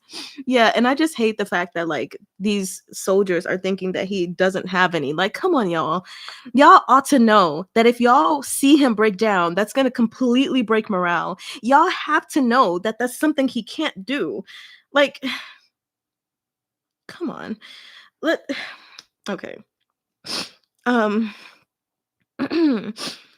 Damn you, Seven Seas, send your books to Europe faster. Oh my gosh. Yeah. Um, did I order mine? I know I ordered the Seven Seas. I pre-ordered Scum Villain Soul Saving System hardcover, but I don't remember if I ordered the fifth volume along with it, or if I was just gonna go to the store and get it. Let me check. I c- I can't. I'm just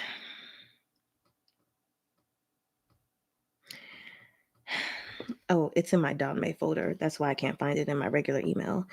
Um okay, yes, I did. Okay. Um Not Chuyi. Retreats again to the darkest corner. We don't Chuyi, my idol. Grief, the chapter. That's what it should be called. Grief, or Meat Bun's vendetta against her readers. What did we do? They just had to remind us. She hates the entire humanity. We all owe a debt like Gumang. You said you thought it was the 15th. Okay, so I don't know then. I hope it's not the case where it's been getting pushed back over and over. But I feel like if that were the case, maybe I would have heard about it by now being pushed back. I don't know. I don't know. My current grocery shopping and I see wontons. I just ate some balsas yesterday and they were so freaking good. Oh my god. That was just thinking about Chuaning and Mujong Chuyi. Yeah. Choo choo. Oh my god. Okay, and then Anne says, "Don't mind me, just crying in the darkest corner quietly. We'll be fine in a moment. But don't mind me, just crying in front of so many people, losing my shit." Oh my god. Oh, freak. Okay. I think I'm ready to start reading some more. Thanks for the distraction in the comments, you guys. Hopefully, I don't have to go through 2 more pages and then cry again. Like, I just cried 2 pages before this or something like that, and then 2 more pages later. I can't cry every 2 pages.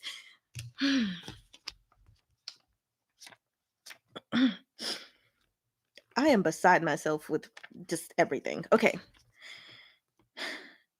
And I still have to pick up where I left off. Oh my god. Yue Ting had spoken for more than himself. Everyone in Chongqua was currently fighting to protect their home and country. In the past, this nation had been no more than a field of scattered sand, but because people like Gumang and Muzhong Chuyi had made their sacrifices in fresh blood, and because they would have nowhere to go if they lost this battle, everyone understood the situation they were in. The scattered sand had finally gathered into a strong and solid wall. The blood pool expanded without end, but in the face of despair, the people's tenacity grew instead of disappearing. They all looked for a way to reverse their situation and reverse Gumang's death. And while we're at it, just go ahead and reverse Muzhong Chuyi's death. I'm gonna throw a tantrum. Okay. It's okay. Also crying in public while I'm putting bread in my cart. Oh, I wish I could hug you, Jasmine. Oh, I'll read that comment in a minute. I think I need to at least get somewhere. On the 5th day, while all the nobles and top commanders were within the Bureau of Military Affairs in the palace, studying methods to stop the blood pool from growing, a guard came to report. Shihajun, Wang Shujun, Princess Mengzi. The guard made his obeisance toward the 3 most powerful and reliable people before him. I'm not even sure if I should be. I'm not going to be happy about this, but I'm going to say it. Medicine Master Jiang is back. He's waiting outside the hall. And where have you been? Okay. I'm going to read some comments because there so many are coming in and I want to make sure I don't miss anything. You said someone posted a picture on Facebook in which there was the 4th book of SBSSS, Arha, and YUWU in the children book section. That is not where that belongs. Hearing this chapter, I'm imagining the trauma for the children. None of those books belong in the children's section at all. Whether it be because of the freaking trauma that they're going to experience, especially within Arha and YUWU, or just all of these specifically have smut in them. They don't need to be reading that. Like, I don't want to see Dr. Seuss next to Arha. Who put them there? Move them from there. They can read them when they get to an age of, I don't know. What is an appropriate age to start reading, not Danmei, but what is an appropriate age, do y'all think, to start reading explicit Danmei? That's a question. Crying, telling people I just love meat bun. Right? Be like, oh, I love this author. Her work is so good. It's so amazing. Meanwhile, anyway. Okay. Please bring back Muzhong Chuyi. Yes. I will love you for eternity. Yes. Anyway, 17 plus in the back. I suppose. Yeah. Yeah. Anyway, let me get back to my. When Jiang Fuli came in, everyone was shocked stiff. Though his wife Su Juzhou wore a white veil that hid her face, the cup she held slipped from her hand and smashed into fragments on the ground. Fuli, you. Jiang Fuli wore a set of green and silver robes, but the luxury of their weave couldn't disguise the exhaustion that hung about him from his travels. The most shocking detail was his eye. That night blind left eye of his was wrapped in snowy white bandages mottled with crimson bloodstains, entirely sightless. Why? At the crash of the teacup, Jiang Fu Li looked calmly over at Su Yuzhou with his clear, almond-shaped right eye. In the moment their gazes met, they seemed to exchange some secret knowledge, and Su Yuzhou sagged pathetically. Morsi heard her say in an almost inaudible whisper, Preceptor. Okay. Jiang Fuli's clothes were bedraggled, but his countenance was resolute. His face undoubtedly belonged to the cunning salesman medicine master Jiang, yet somehow his breathing had changed completely. The expression he wore was foreign on his face, as if it belonged to a different man. The person before them looked gentle, calm, and determined, unlike the medicine master Jiang they had known. The old medicine master Jiang had given off the impression that he didn't know what he wanted or cared about other than money. I'll read that again. The old medicine master Jiang had given off the impression that he didn't know what he wanted or cared about other than money. That medicine master Jiang of the past had been heartless and merciless, a hollow man. But the version of him who had arrived today seemed to have finally summoned his missing soul. Okay. He swept a glance around the room with his beautiful remaining eye. His gaze ran across Muzhong Lian and Muzhong Mengzi, then paused momentarily before eventually landing on Morsi. He studied Morsi in silence for a few moments before he spoke, voice low. Shihajun, I have something important to tell you. I ask you to step aside so we may confer. What do you need to tell him? Jiang Fuli spoke with a good deal of courtesy, but his words carried an inexplicable air of command. Everyone in the room felt the sudden shift in Jiang Fuli's temperament. When Morsi looked in his direction, he couldn't help a twinge of anxiety. Me too. Muzhong Lian took a sharp pull of ephemera and raised a hand, grabbing Morsi before he could leave with Jiang Fuli. Hold it! He narrowed those sultry peach blossom eyes to slits, staring at Jiang Fuli. Are you the real headmaster Jiang, or another fake? When you were 7, you put a thick layer of silk paper in your shoes because you didn't like that Gumang was taller than you. As a result, you accidentally tripped and cut your head. The stitches numbered. Stop! Muzhong Lian looked mortified, then instantly tried to bury it beneath composure. Enough! I know you're the real one now. Okay. Yeah. He released Morsi in embarrassment, rolling his eyes as he cursed under his breath. Jiang Fuli led Morsi to a side room in the palace hall. Once the attendants had withdrawn, Jiang Fuli waved a hand, and a glimmering protective barrier came down on all sides of the room. At the sight of that barrier, Morsi's breath caught in his throat. The Holy Spirit barrier was lost 100 years ago. He looked sidelong at Jiang Fuli's lean face. The medicine master's expression was resolute, but his cheeks were sunken. Su Yuzhou's murmured preceptor echoed in his ears. An outrageous thought flooded across Morsi's mind, and the question was out of his mouth before he could stop it. Who are you? That's a great question. I want to know too. Jasmine says, all these burn just gave trauma. Yes, trust issues and high love standards. I grew up as very sound mind adult while I sit in the dark corner. I know to regulate my emotions. Meat Bun taught a very important lesson. Communication. Yeah, you meant all these books just gave trauma. Yeah. I am anxious now too. LMAO. Loved it that Muzhong protected Moshi. Yeah. Because I feel like he wouldn't have done that in the past. But I guess knowing everything, maybe he still would have, but just like maybe in a less caring way. He probably wouldn't have grabbed Moshi, but would have been like, hold on a minute. Yeah. Anyway. Jiang Fu Li out here spilling childhood secrets. Right? Okay. Silent, Jiang Fu Li sat down before the table. The room was very quiet, lit by the simmering light of that Holy Spirit barrier. Morsi could hear the sound of his own heart pounding. After a span, he quietly tried.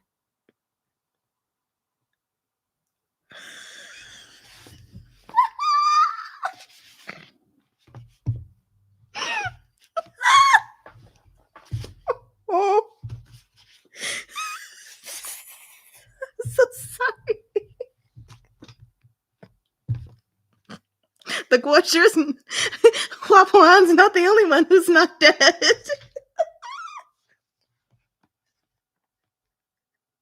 I'm so sorry. Preceptor Chun. Jiangfu. I'm so sorry. I can't. Okay. Let me try it again. After a span, he quietly tried. Preceptor Chun. I don't even know why I'm laughing.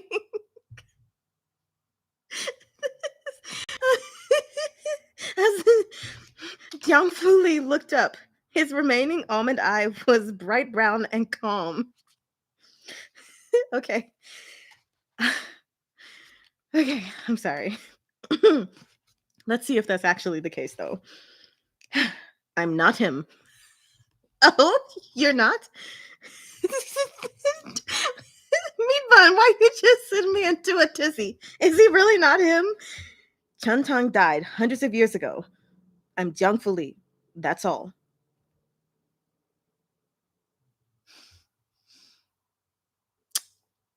No, you're not. Okay. Oh, now I'm hot, like from all the laughing. Huh. He paused for a moment, then changed the subject. I heard about General Gu.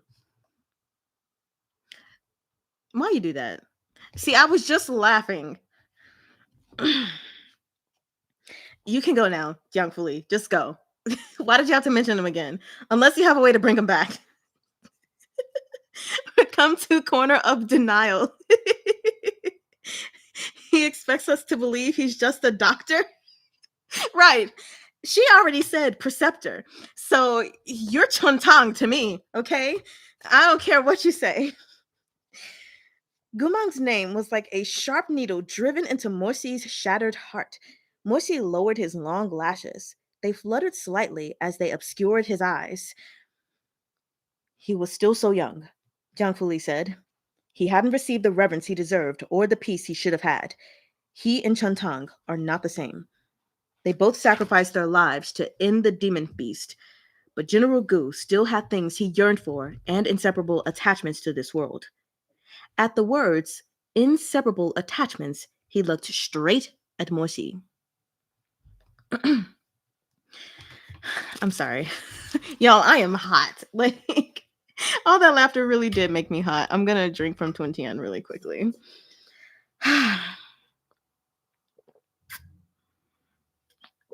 Is that the doctor came to reopen wounds? Yeah, I agree with what Anne said. It does go that way, apparently. That's all he's doing.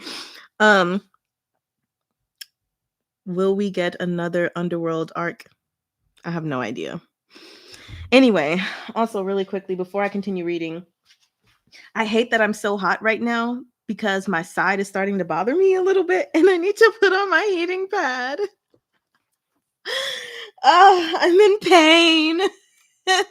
Emotionally and only slightly physically. So 1 second, you guys. 30 minutes ought to do it. Yeah, let's just do 30 minutes. Okay. Oh my gosh. Okay, 1 second. Why is Jiang Fuli acting so sus? What are you hiding, bro? I don't know, but like, come on. Already. Oh, I guess just in case anyone is wondering who doesn't know, I have adenomyosis, so sometimes my ovaries like to act out in pain. So yeah, that's why I'm putting on a heating pad. Okay, let's see. At the words inseparable attachments, he looked straight at Moxi. But Chun Tong didn't. When Chun Tong chose to die with the demon beast, he had lost all faith. He had nothing left to yearn for and no attachment to life. Chun Tong wished to die, while Gumang wished to live. Jiang Fuli shook his head. I'm sorry. It shouldn't have come to this. Okay, so you don't have a solution. So why are you here? Morsi frowned. But if you're not Chuntang, how can you know what Chuntang felt when he died? As Morsi had expected, Jiang Fuli went silent. That is a very complicated story to tell. I'm willing to listen. Jiang Fuli paused, as if considering how best to begin. Wait for the car to decide to go by. It should be quieter. Okay. Back when I was treating Gumang, I shared a portion of his memories. I saw you two at Bat Island, meeting a maiden named Wu Yan. Is that all you saw? Please let that be all you saw. You didn't see them. Did you? Oh my gosh. Please don't have seen that. Okay. Anyway. The demoness who loved Chuntang? Correct, Jiang Fuli affirmed. When I saw his memories, I felt I'd seen her somewhere before. Okay. Jiang Fuli poured 2 cups of strong tea and pushed one over to Morsi, claiming the other one for himself. Only then did Morsi notice that the white gauze crossing Jiang Fuli's face appeared sunken. It did not betray the curve of an eye. Jiang Fuli's eye was completely gone, yet he seemed to not care at all, as if his health and body were completely meaningless to him. And many years ago, sorry, I don't know why I added a word that was not there. Um, in the many years I've been in Chonghua, there have been no shortage of people who've asked which country I hailed from or inquired about my past. I never replied to any of them. You might find me indifferent and aloof, unwilling to speak, but that's not the truth. He shook his head with a grimace. I really don't know who I am. Okay, so then you're Chontang. That's who we're gonna say you are. He continued. Almost all my memories I have begin from when YUWU and I were fleeing across the lands. She said I was ill, that I forgot my past, and I, lost and confused, believed her completely. My identity, my origins, my family. Everything I said was what YUWU told me. Trying to recall my past made me feel ill. I was instinctively repulsed. And so, I never thought deeply on this matter. Who could he be? If not?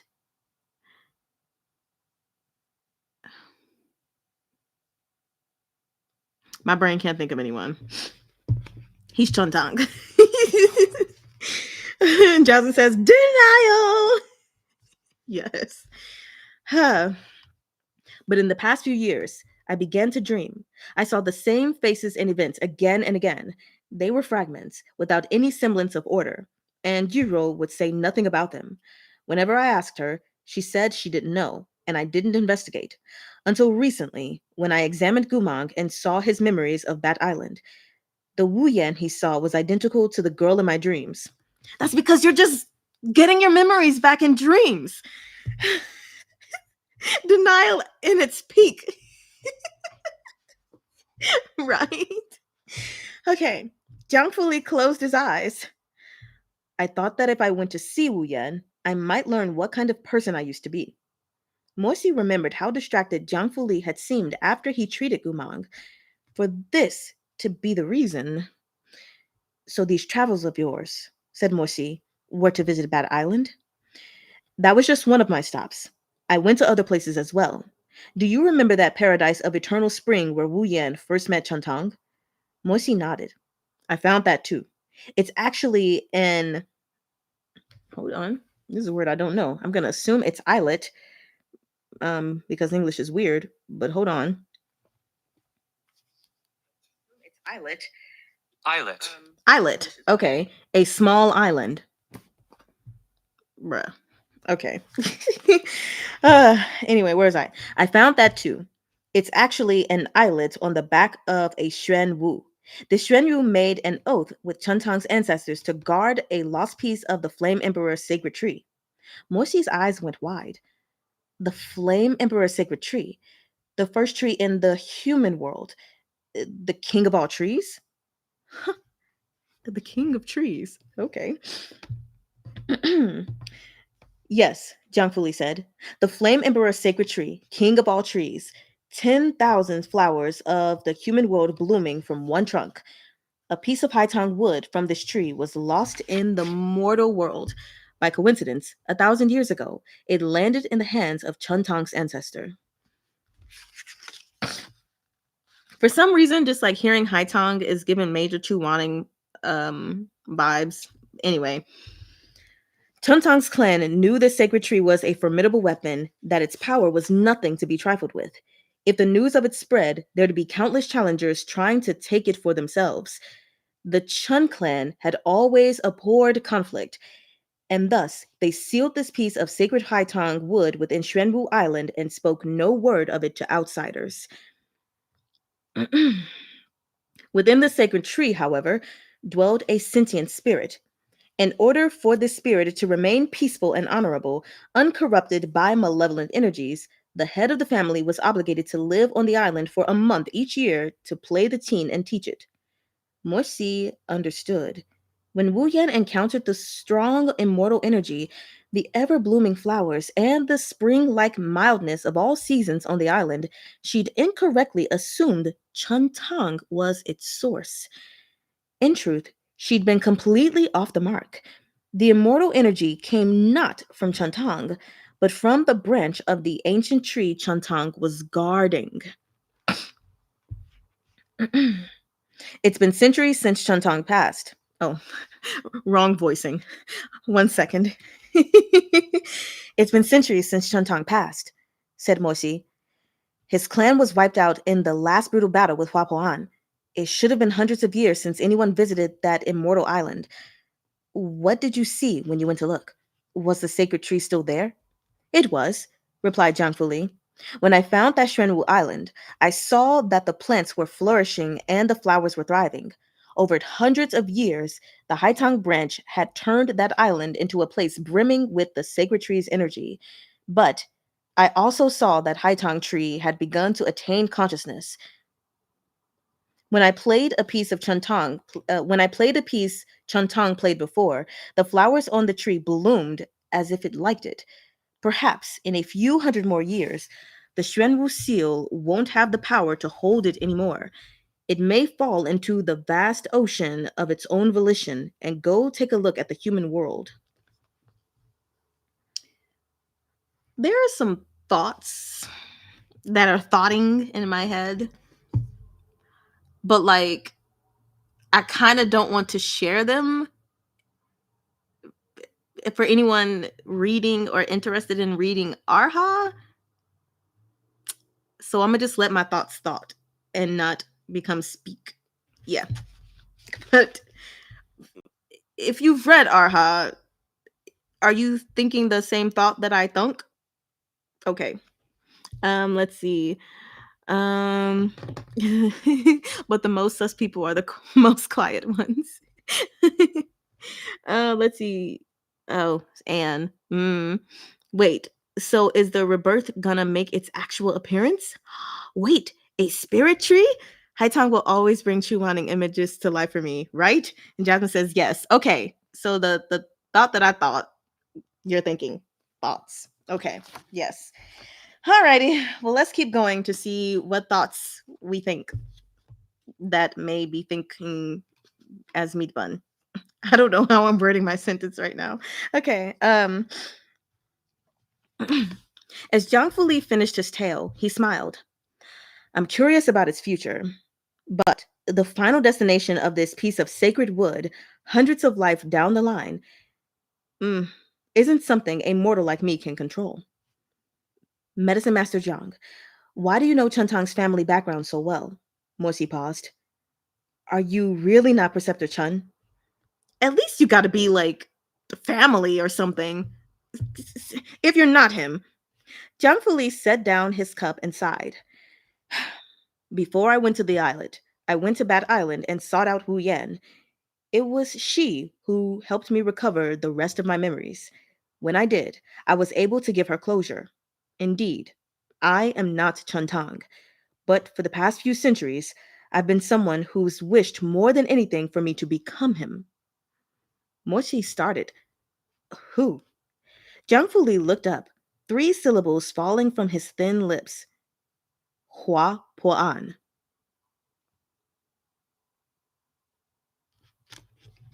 At Morsi's expression, Jiang Fuli seemed to grimace.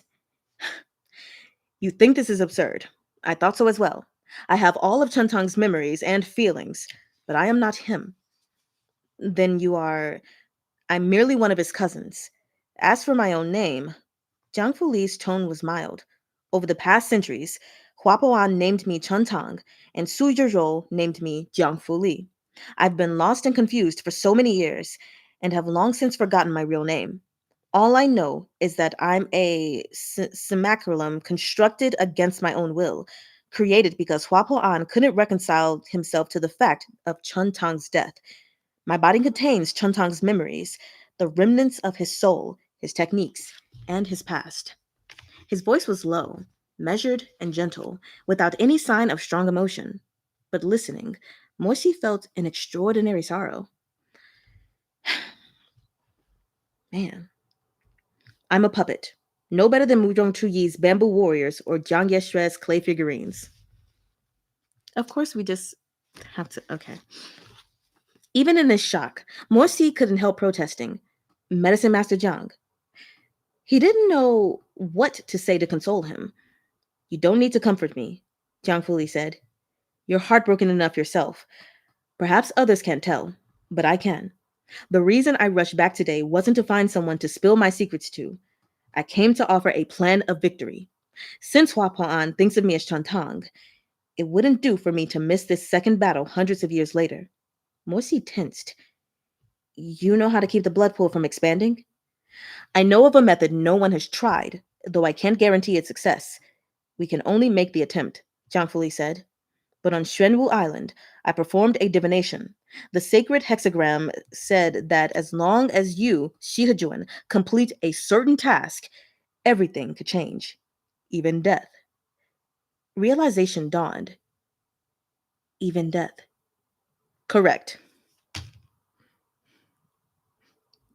Don't do this, Meatbone. Morsi's eyes flickered to life. What did that mean? Although he found the idea absurd, his blood rushed faster. The fingers he'd balled into fists quivered slightly. I asked Medicine Master Jiang for instruction. Jiang Fuli rose, shooting a glance outside as he moved to lean against the window. By now, the demon blood beast's blood pool had expanded into the city. It was slowly devouring the entire imperial capital. He turned back to Moshi, producing a dark obsidian-like crystal, which he placed on the table. Chontang's clan guarded 2 hidden treasures. The first was the branch of the sacred tree that I spoke of earlier. The other was this crystal. This is the most secret and most important treasure of Chontang's clan, and Chonghua's only hope for resolving this calamity. Jiang Fuli paused. There's still time. Before you use it, I'll tell you in detail about the past events I know. A section of the past related to Chonghua's greatest enemy, Hua Po'an.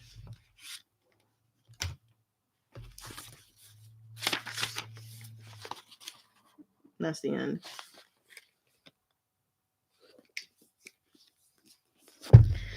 I don't even know how I feel right now. Also, let me just I'm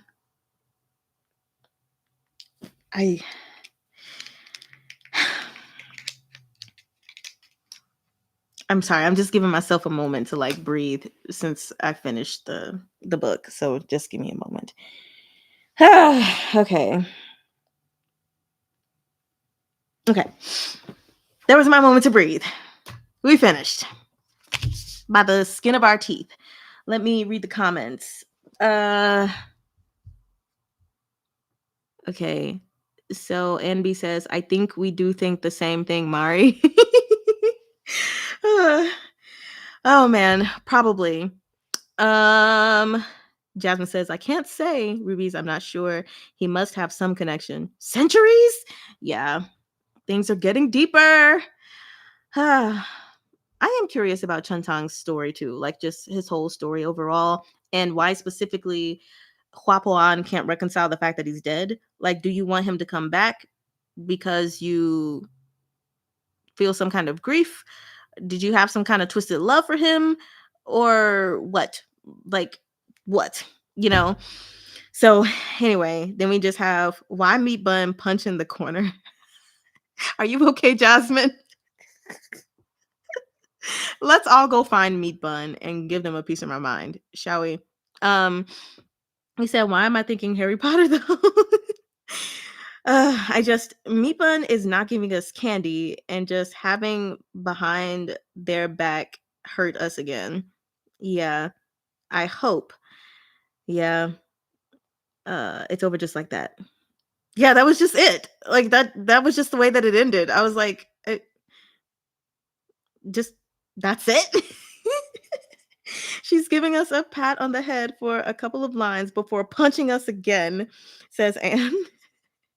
Just dangling a carrot on a stick. Meat Bun. Everyone needs therapy. Yeah, I feel like Meat Bun is the emperor. That's what she is. She's like, here's a little breadcrumb of niceness. Stick. Here's a little carrot. Stick. Like, Meat Bun, I cannot with you. Okay, so what do I have to say about this last chapter?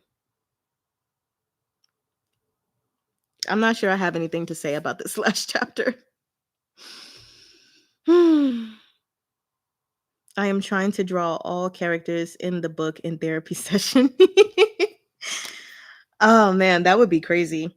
I guess I don't know what to say, honestly, y'all. Like, there are things I could say, but like, I don't know. We have this tree now. This, let me make sure I said the name right.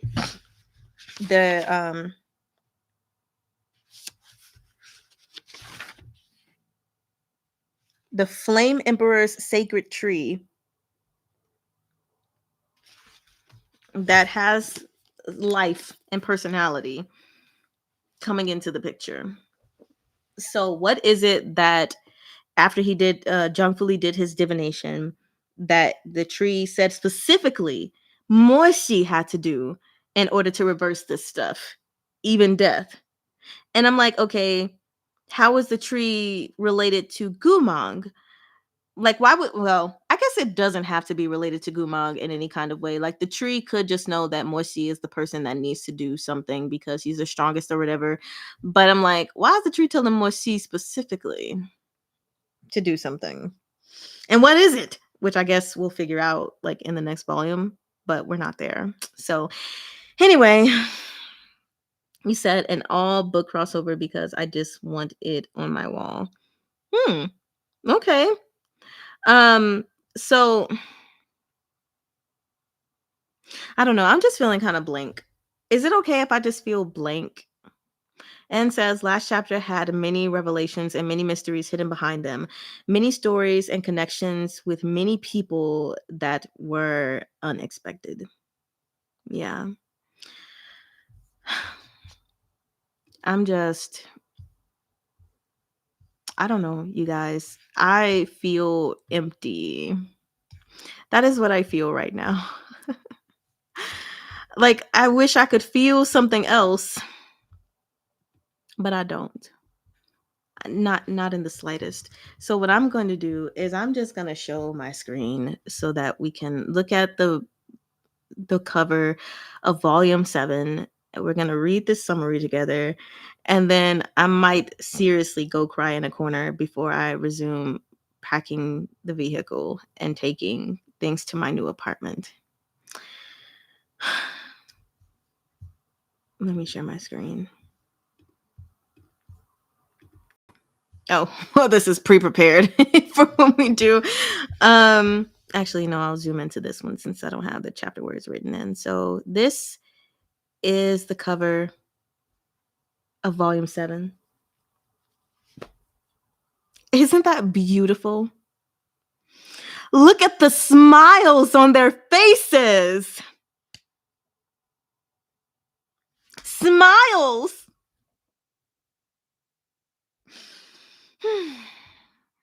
This is gorgeous. This is so gorgeous. Anyway, let me read the summary while I keep that up for you guys for a minute. So, yes, Remnants of Filth, Volume 7, literally the final volume, the only shred of hope that we can cling to. As Freya says, this cover gives me hope. I'm so glad we don't have to wait for volume 7. Oh my gosh, yes, Stacy. If it was not released yet, I don't know how I'd survive. I don't know how I'd survive at all. He said gorgeous, meaning their smiles. And oh, the background, the landscape is beautiful too. I absolutely love the landscape. Yes, and I love all the birds that are flying around. And then this tree that is blossoming over them is beautiful. I love that it's like white and then there's the gold speckled in it. These color tones are really, really nice. From the blue to the like going not full purple, but purple-ish blue. I'm not even sure I'd call it violet either. Hold on, let me look. Violet. No, I wouldn't call it violet, but getting purplishy blue and then gold, white, very lovely color combination, and the little lavender pieces that are also like in these birds.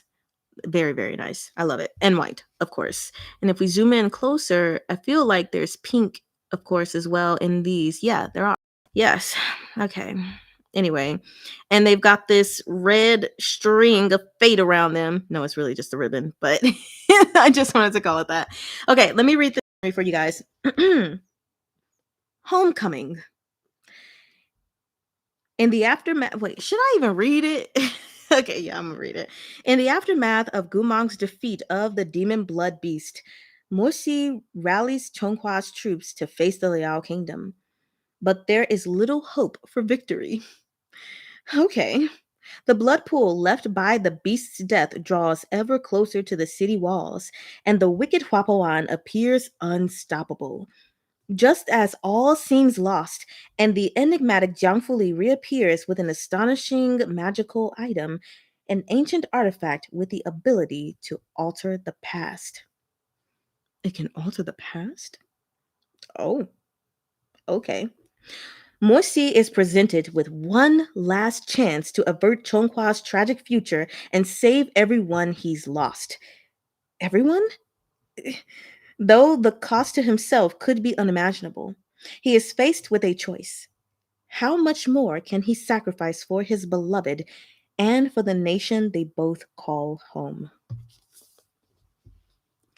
That is the summary of volume 7. And let's see.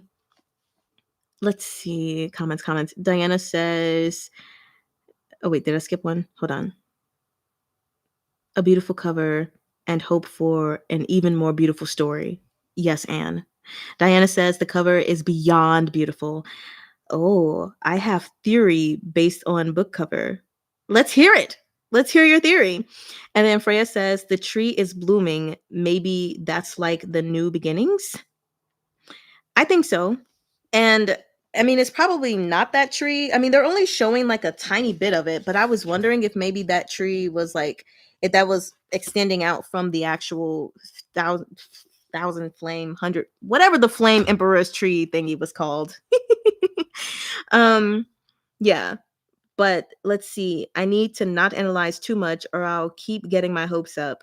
Yeah, I feel you, Jasmine. Like, let's just not get too excited.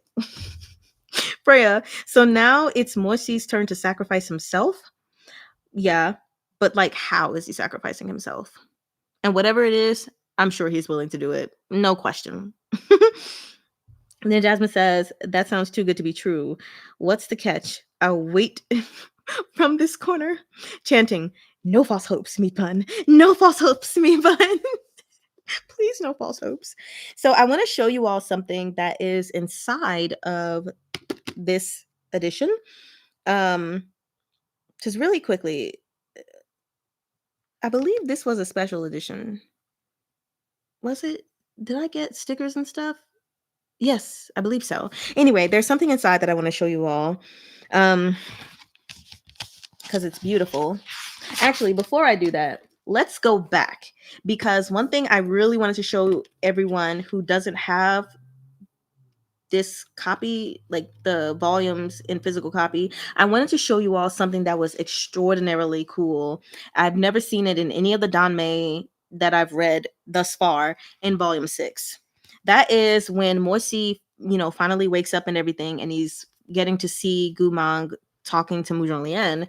There is a piece of artwork here that covers 2 pages. And I thought that was so freaking cool because we've never seen anything like that before. Just giving y'all a chance to look. But yeah, there's our beloved Morsi. There's Gumang. There is Muzhong Lian. I was like, oh my gosh, look at that. That's so cool. So anyway, now back to this book. It says, that sounds too good to be true. Oh, I already read that. The last cover of Arha also seems happy. Yeah, I still have not read volume 7 and onward, even though I have the volumes. I'm just, because like I made it through Arha with all the devastation that was in it and didn't feel too bad until what happens in volume 7. Like volume 7 broke me. So I just have been very reluctant to read it. Oh my gosh. So in this, okay, is, hold on, in the very front of volume 7. Trying to make sure I'm putting the whole thing up. Hold on. Can y'all see that? This is the cover. If I just zoom in a little bit more.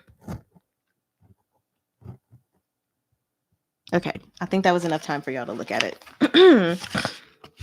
So yeah, I was like, well, this is a beautiful piece of art.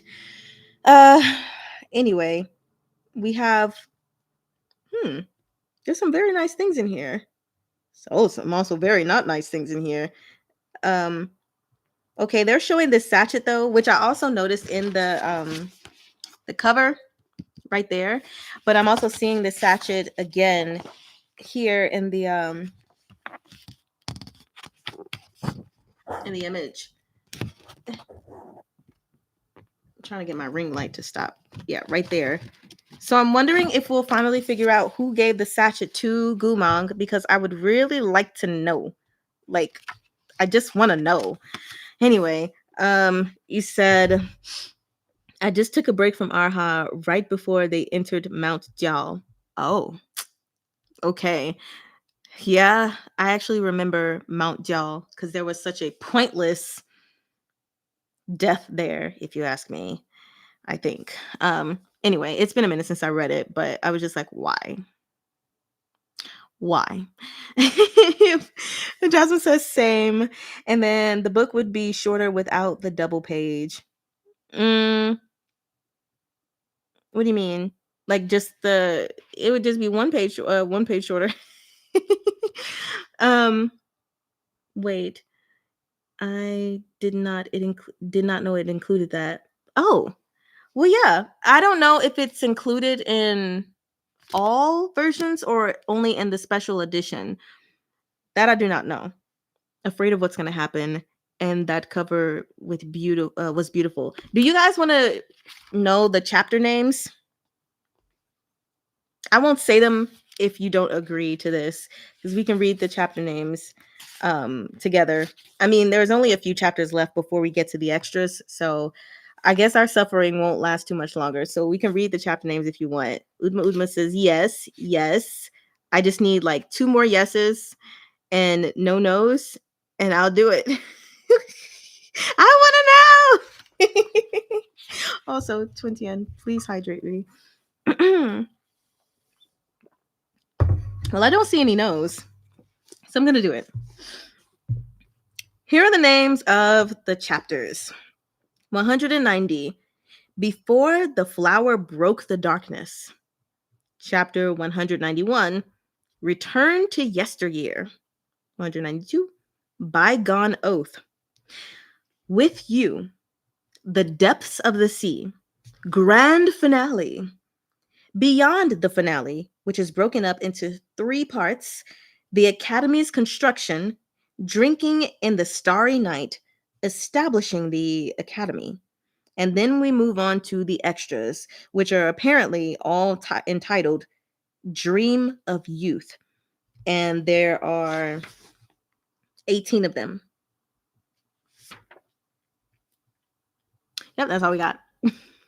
So none of these sound terrible. None of these sound like I'm going to have my heart broken. But also, none of them sound like, I don't know. None of them sound especially happy. Is it just me? Or, like, at most, there's With You, but I mean, that could be like Die With You. I don't know. And there's The Depths of the Sea, Grand Finale, Beyond the Finale. And then we're talking about this freaking Academy. I don't care about the Academy. I don't know. And let's see how many pages this one is. And she's got an afterword. But there are 328 pages in this volume, whereas this one was, I'm trying to remember. Okay, about 310. So it's only a little bit over. Okay. Well, we're making good time because we finished volume 5 very quickly. And we finished this one very quickly because how could we not? This one, I'm going to be honest with y'all. Aside from the fact that I am moving, I need a breather. I need a breather because Meat Bun has just like destroyed me. So I'm not recording anything today. I'm not recording anything tomorrow. I'll probably start recording again on Monday or Tuesday. But I just want to go ahead and put it out there that I need to breathe. I mean, I feel like some of you may also need to breathe, but the first video is probably not going to come until Tuesday or Wednesday, which is the 14th or the 15th. Because yeah, that's pretty much it. So I yeah. He said we need happy. Bubble wrap all books and place fragile on the box. Like my feelings. We all need a nice break, I believe. Yeah, we do, because Meat Bun has been so cruel to us, and I don't appreciate it in the slightest. So I guess with that being said, I will comment on a couple of things, and maybe we can just chill out for maybe 30 more minutes just to unwind together after all the emotions. Or we can go, it doesn't matter, but we can chat for a little bit if you guys would like to like decompress our emotions. So I think my heating pad, because I only said it's 30 minutes. That's right. Well, 60 minutes, even though I don't need 60. I do want to remind you all about our celebration that's coming up on Sunday the 19th. Yay! I know there are a couple people who feel like I can't make it, and I'm like, oh, sad face, but that's totally fine. Like I said, we've got a lot of things planned. I do know I have some quizzes, the artwork, a game or games. We'll see. I'm still trying to find a specific software that'll work well with showing 2 cameras at the same time. I'm new to all of this, so yeah. And then did I say fan art already? I think so. But also, I'm going to be unboxing some things that I bought while I was on my trip in Arizona. Because I think it would be fun. Some figurines that I got, including a rarity, and some a Doki Doki box. So you guys will be doing that with me. It's a box filled with snacks and stuff from Asia. Yeah. So we'll do that. I figured that would be fun when I saw it. I was like, oh, this is so cool. I'm a foodie. I love to try things. So yeah, I was like, maybe I could start doing that sometimes with you guys. Just trying snacks and stuff from Asia. Yeah, that sounds cool to me. Because of course, like the main things that we do on this channel are reading. And I kind of want to keep it that way because I don't like to do too much. I know that there are lots of successful YouTube channels where they do this, they do that, and they do that too. Like, for example, Kictor's channel, she's reading. She also does her live games and writing fan fiction with you guys and then playing games and all of that stuff. And I think that them being able to do that is exceptional and doing skits and everything. But I don't want to become overwhelmed trying to do everything. Like, everything is not my niche. So I want to keep the channel on things that I feel like would work for me to make Mari Chan's channel unique to Mari Chan.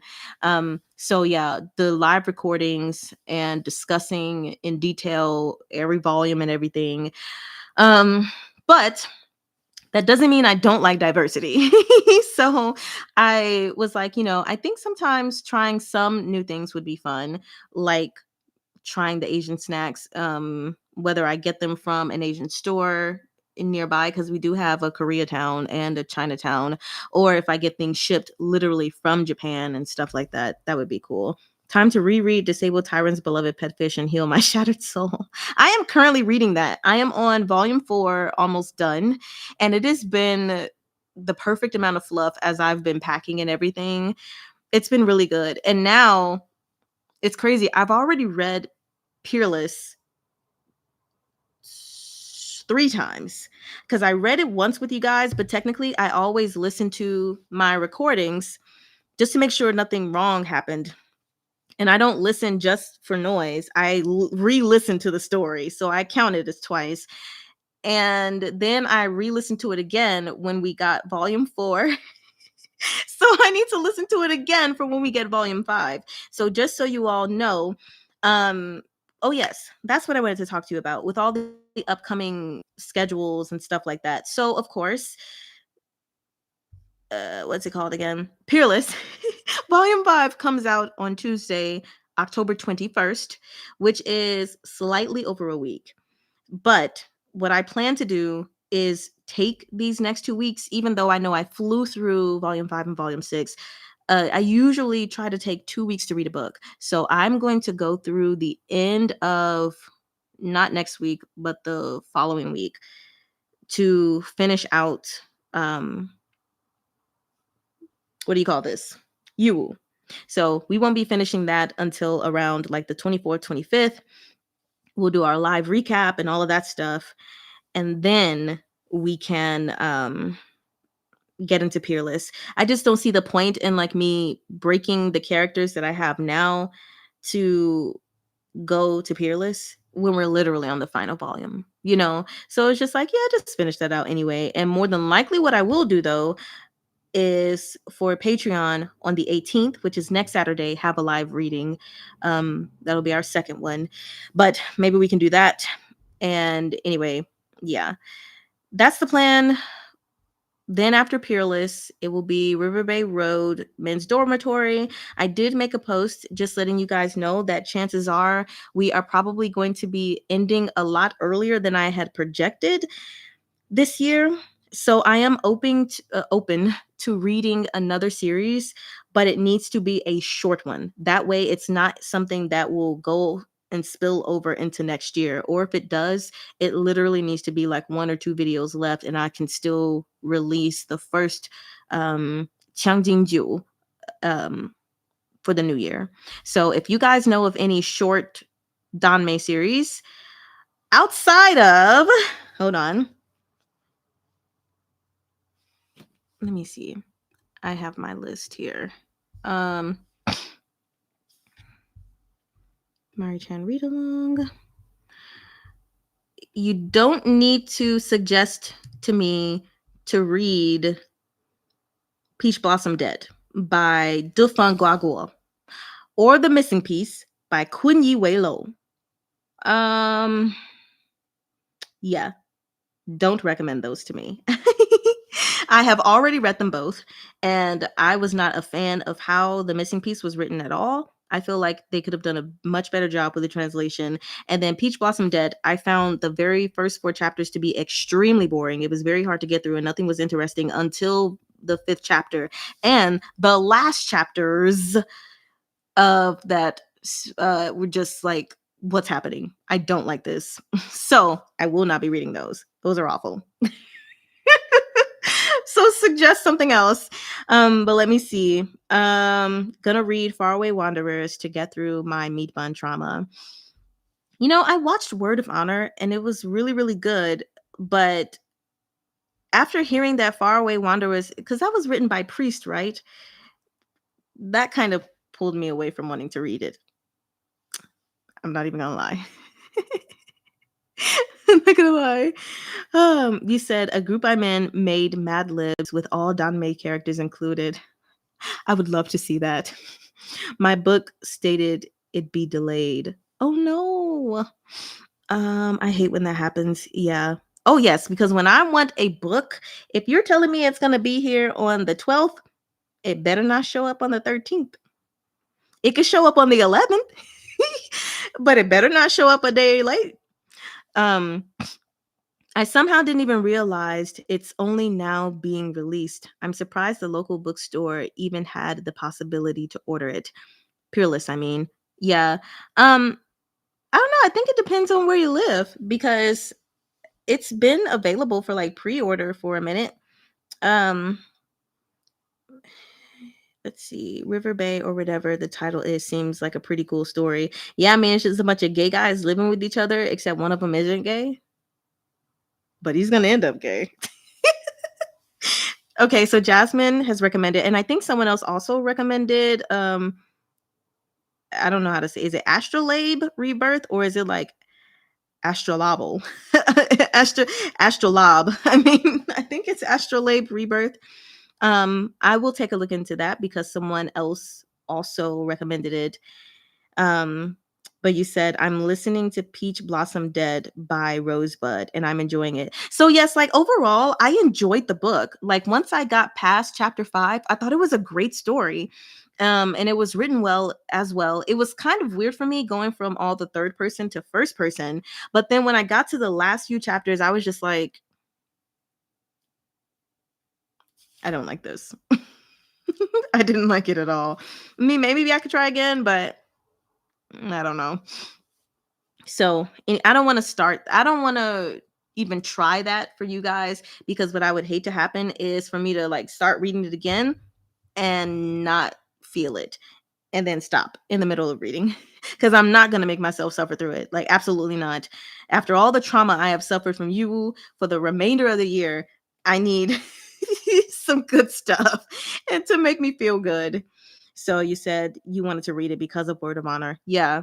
Yeah. I wanted to read it as well, but I realized I'm just not really big on Priest. Like I did not like Guardian at all. You guys know that. But I liked Stars of Chaos, but at the same time I realized that like I would never reread it again. Like all of the series that I have released on here, I have reread them or re-listened to them um at least once, except for Chapeau. That's the only one that I haven't. And let's see, we have Kona over on Patreon who says hi. Hi, nice to see you. Yeah, so I just Priest is just not my cup of tea. And you know what? That's fine. Not everyone is going to be the author that you like or that you gravitate toward. I just don't want to become bored by the way that Priest writes and by the way the translators translate the work. I think that's where I am with that. You said I live in the ass end of nowhere. Have you watched Kill to Love yet? No, I haven't. And the reason I haven't, because it's still on my list, it says watch Kill to Love, is because I still have not finished the other C drama that I've been watching. It's been taking me a long time and I'm so close to the end now. It's absurd. Like when I think about the speed that I used to watch C dramas compared to where I am now, I'm like, boy, I'm a failure. But it's on my list. Although I have to say, I'm probably not going to watch it next because something that has caught my attention really caught my attention. I have to it's not even a C drama. It's a K drama. But oh my gosh, it looks so interesting. Where did I save it? What is it called? I saved it on Vicky Rakuten. Let me go look there. Vicky, where are you? It's called, I think it was like My Girlfriend is the Man or something like that. Hold on. Don't worry. I'm going to get this for y'all because I have to. Me collection watch list. Yes, My Girlfriend is the Man. This seemed very I just came across the trailer and I was like, "Huh? What is this?" But basically, like the summary, I guess, just so you guys can have it, is there university students, and I'm sorry if I say these names wrong because I didn't learn Korean, okay? I learned Mandarin. And technically I stopped learning. But anyway, so university students Junjae and Ji-eun are about to take their first romantic trip together when the unthinkable happens. Overnight, a mysterious family trait causes Ji-eun to transform into a man. Now, Ji-hoon must convince Yoon Jae that he's the same person he's known all along. And while Yoon Jae is initially suspicious and concerned, he eventually realizes that Ji Hoon is telling the truth. While Yoon Jae and Ji Eun struggle to deal with the situation, popular female student Min Ju decides it's time to act on her own crush on Yoon Jae since Ji Eun is nowhere to be seen. So will Ji Hoon manage to find a way to transform back into Ji Eun, and will Yoon Jae and Ji Eun's relationship survive this? Apparently, this is based on a webcomic by the name of Ma Star. There are like 3 S's back to back. I thought that sounded very interesting. So I was like, you said don't talk about drama. I'm currently watching one good one so far, and my speed is so much slower than before XD. Yeah, like I used to just watch a lot, but I um just because of a lot of things that I went through recently, it kind of what's the word I'm looking for? Quelled my Mandarin fanaticism, trying to figure out how to word it. So like basically, I was obsessed with everything Mandarin. I even stopped watching like English TV shows except for one that I watched to spend quality time with my husband. And like when my mother and I reconnected, that was a piece of myself that I shared with her. And then at some point, just because there was like so much darkness going on in her household and everything, and I was trying to like be the light, I started to become drained. And even sharing that with her was making me feel some kind of way. And like it's so weird, like psychologically speaking, but then like when she saw Xiao Zhan, she was like, "Oh, that's my man," and I was like, "No, you can't have him," or like every actor that I liked, she was like, "Oh, I like that one." I was like, "You can't have it. Like, you're taking this away from me. Like, this is my piece on my island, and now it's no longer like you've pulled it pulled me into your mess." So after like everything that happened and we fell apart and she cursed me and a whole bunch of other things, my like love and desire for things concerning Mandarin has just like it's been warped. So I've been working really, really hard to get it back because there was even a period of time where I didn't read Danmei as much anymore. All I read, actually, it was in my MHA craze. I just read a bunch of MHA fanfic because I was like, I can't touch Danmei. Um, but then eventually, sometime last year, I finally started getting back into Danmei, and I haven't started getting back into like studying Mandarin again yet. But I'm hoping I'll do it next year.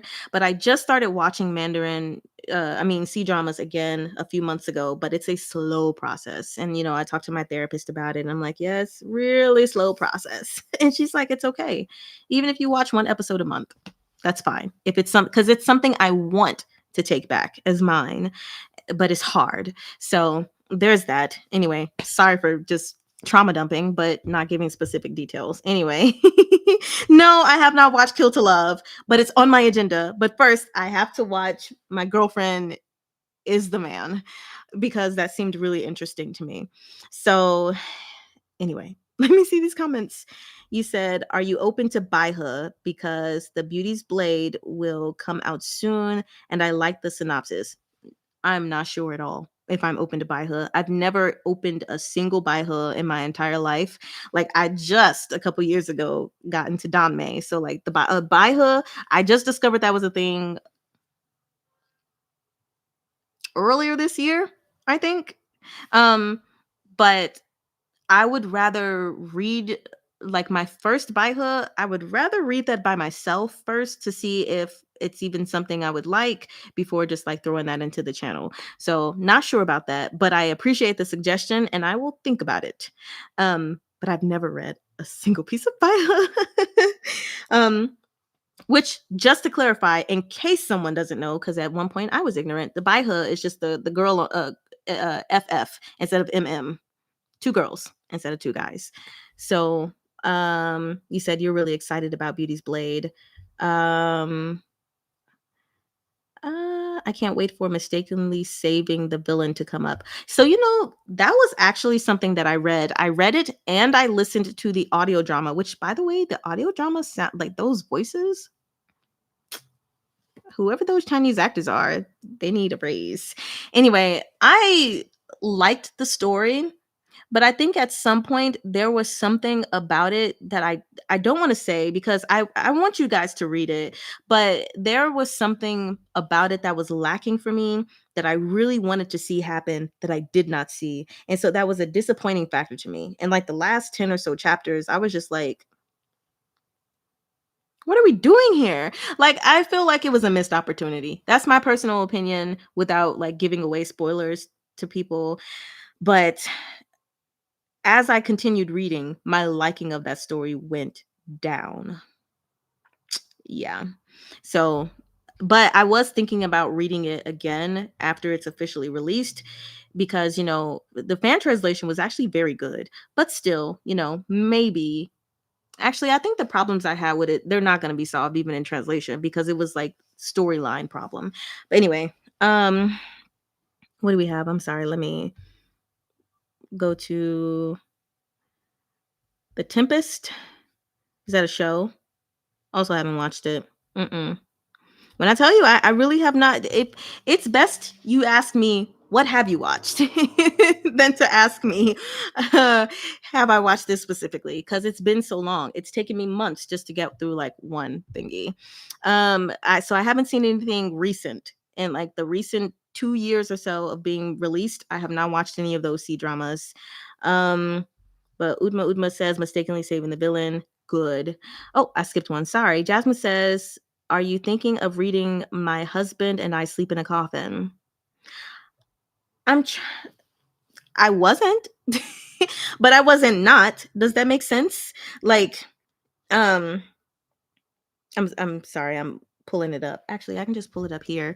So I wasn't thinking of reading it, but not because I was like, ew, I don't want to read that, but because there's so much Don out there that not every single one of them has crossed my mind. Not to mention, we already did a vote for like the main books that will be read next year. So that was not in the list. So my brain hasn't even thought about like what else we'll read. And I already have other considerations. So it's like, yeah, if I read that, it would probably be in a future year. And by future year, I mean even after 2026, or it would be one of those under consideration books that I read and then release. The only thing I can say is for all the books that I have scheduled, I mean, they'll be taking time to release throughout the year, but those books, those 4 series fill up.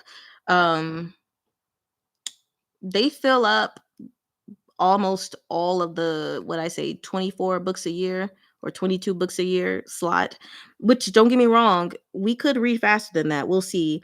But I am still trying to navigate, like I wish I could read to you guys every day. Um, but I have a job. Like this isn't my full-time work. Not yet at least. So I have to be mindful of that because my most convenient times to read to you guys are when I'm working. So, anyway, that's why I can't release as fast as I would like to because I do have other work that I do. And of course, I have other hobbies as well. But what I was trying to do is to go to this whole my husband and I are sleeping in the coffin thing to read it. Oh, yes. This is the book that apparently has so much controversy about it and colorist jokes or something like that. But let's go ahead and read the summary. So, Wang Xiaomie, a reclusive gay virgin, starting off right, wakes up to a shocking reality. He now inhabits the body of a 1,000-year-old corpse, dressed in elaborate wedding attire. Even more bizarre, he finds himself sharing a coffin with Wen Fengjin, an immortal warrior who has spent centuries waiting for the return of his lost lover. Now trapped in a lavish mausoleum, undead and constantly ravenous, Wang Xiaomie's only source of sustenance is a magical peach blossom tree that keeps his heart beating. But survival isn't the only challenge. He must also avoid grave robbers and, more troubling still, conceal his growing attraction to the hot yet utterly unhinged immortal who will stop at nothing, even murder, to protect his beloved. Oh, so is this a transmigration then? To me, that sounds interesting. Um, yeah, that sounds very interesting to me. Really quickly, I'm just trying to read you guys' comments. The Tempest is an amazing K drama. Okay. Oh yeah. So if it's a K drama, then I'm really lacking in that department because I started watching K dramas way, way, way later. So yeah.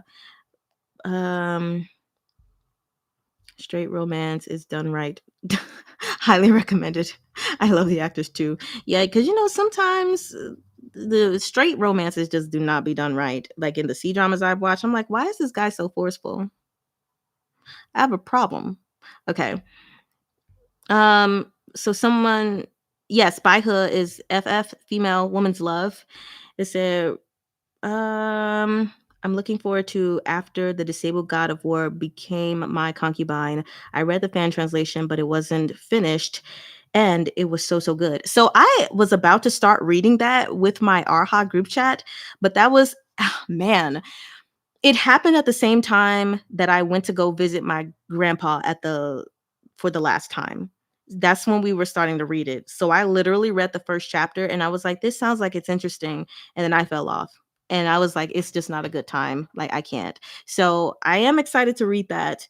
Um, I'll probably just wait until it's released rather than reading the fan translation, even though I do have the fan translation. So yeah, he said, honestly, I can't get into my husband and I sleep in a coffin because of the colorism stuff. So, and then Udma said, it really disappointed me. So here is, I guess, what I want to know because I have not read it is the author making colorist jokes or remarks for the sake of doing that, or is that how the people in that time period were? Because to me, that is a very important distinction. It's like reading a book based in the 1940s where racism was a thing. Of course that book is going to have the white characters call the black people coloreds and say oh, you're prettier because you're light skinned or something like that. And even just contextually speaking, knowing how overall culture is in China, the fairer your skin is or the whiter or paler your skin is, the more beautiful generally they think you are. And as kind of as that feels, that's just their culture. And I understand that. I mean, some Chinese people probably do see a black person and think, oh, they're ugly because their skin is black. But a lot of them, they're not necessarily coming from that place. So my question is the author themselves throwing out a bunch of colorist jokes and then that's the issue, or is it a specific character in a specific time period that is throwing out these jokes that are fitting to the times? If you can answer that question for me, that would be great. Because what I don't want to do is read a book that's going to just have jokes for the sake of jokes. If the author is deliberately like doing that. But again, if I'm going to read a book that's based in the time during slavery, I'm going to understand that there are going to be some racist jokes in there. Or if I go to a movie, which I don't because I hate watching slave movies, but if I go to a movie that's based on Harriet Tubman or, you know, anyone from that time period, I'm not going to be mad at the director or the people that made the movie. I'm like, oh my gosh, why'd you put all that stuff in there? Like it's supposed to be. So please tell me, because I really want to know. It will be something I consider when approaching this book in particular. Um, but anyway, let me see. Thank you for explaining Cup's hands. This disciple has been granted wisdom. See, that's why I said it earlier because I was like, I'm sure there are other people who just a few months ago or earlier this year was ignorant to what Baihe meant. I was like, what is Baihe? Not seeing the characters, I was like, White River? Don't leave me alone. Okay. I was going to suggest that too. But I don't know if it will come out in time.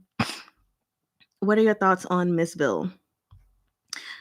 So again, my thoughts on mistakenly saving the villain. I'll try to share my thoughts without spoiling anything. When it comes to the main character, I feel like the author missed the opportunity for growth in that person because we have a story of this. You know, initially when you read it, you're like, oh, it's a transmigration story. This guy is put into this body as some doctor or whatever. It's been a minute since I read it. And he has to save the protagonist, but he accidentally saves the villain. Mind you, this villain is a victim of abuse. And I think, of course, as you go through the story, you see this guy. What was his name? Yeah. Hold on. Mistakenly, if I can say the names, then I would like to.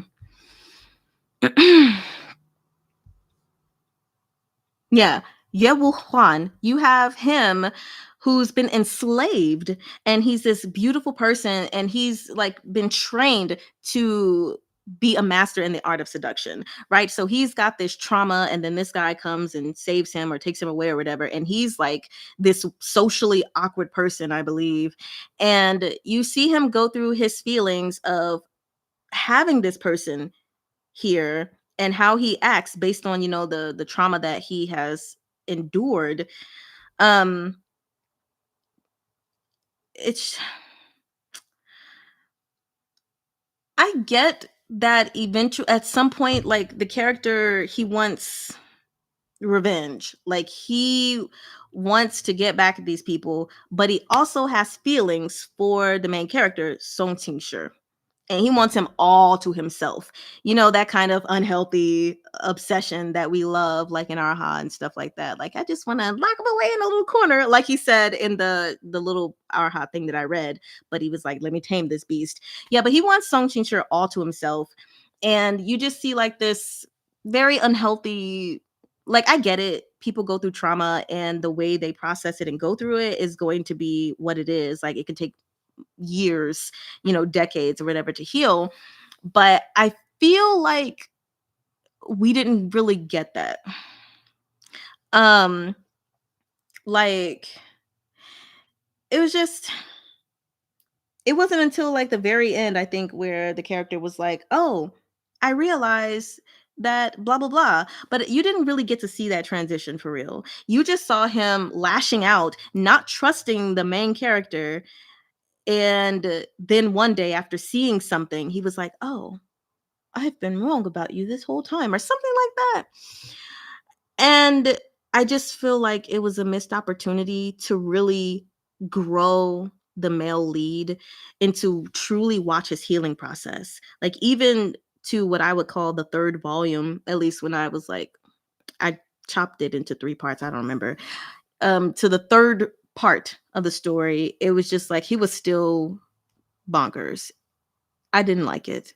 That's the best I can say about that. Those are my thoughts. At first I was enjoying the story, but at some point I lost interest. I mean, I kept reading it, but especially I feel like a lot of authors do this, and maybe it's just the translations, but I've read a lot of fan translations of Danmei and felt like the last 10 or so chapters have been very lackluster. And so I'm like, okay, at this point, did the author get tired of their story, or did the fan translator get tired?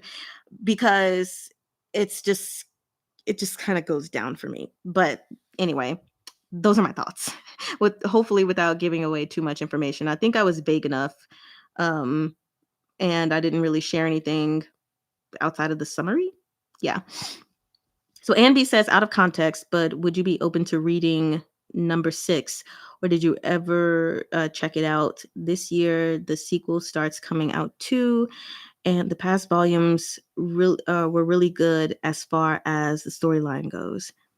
Number 6, that was an anime, right? Am I? Because I've only ever heard of that, and from I think a video I watched of Kictors, and she said something about number 6.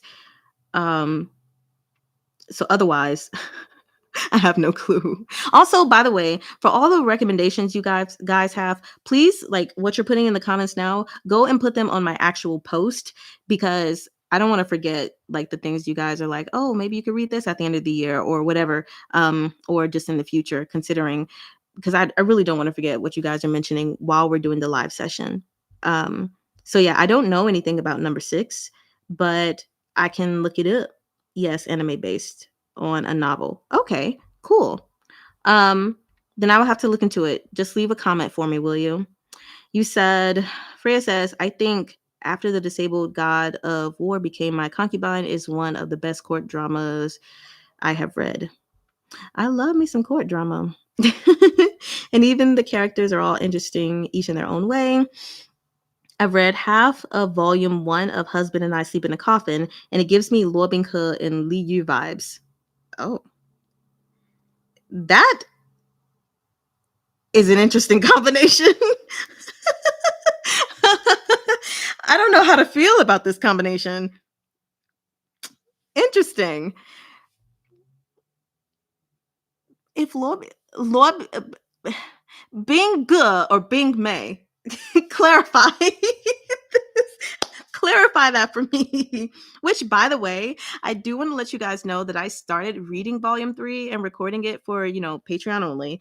But it's been such an experience, because like these aligners that I have in, I try to read without them, but I can't have them out for too long or whatever.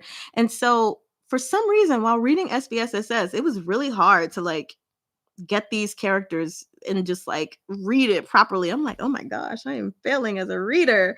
But then like I took out my bottom aligners and left my top ones in, which are in right now. And I was like, oh, I'm reading so much better. So if you guys, I'm not rereading volume 1 and volume 2 again. But if you feel like things get better in volume 3 as far as my reading, it's because I finally found the key. Because even when I tried to read it without either of the aligners, it just wasn't working well. I don't know what's going on. Maybe it's because I've read SBSSS and consumed it too much. Maybe that's it. Anyway, I'm hoping that I can finish it so that I could release it in December rather than January. But January is the main date. So, let's see.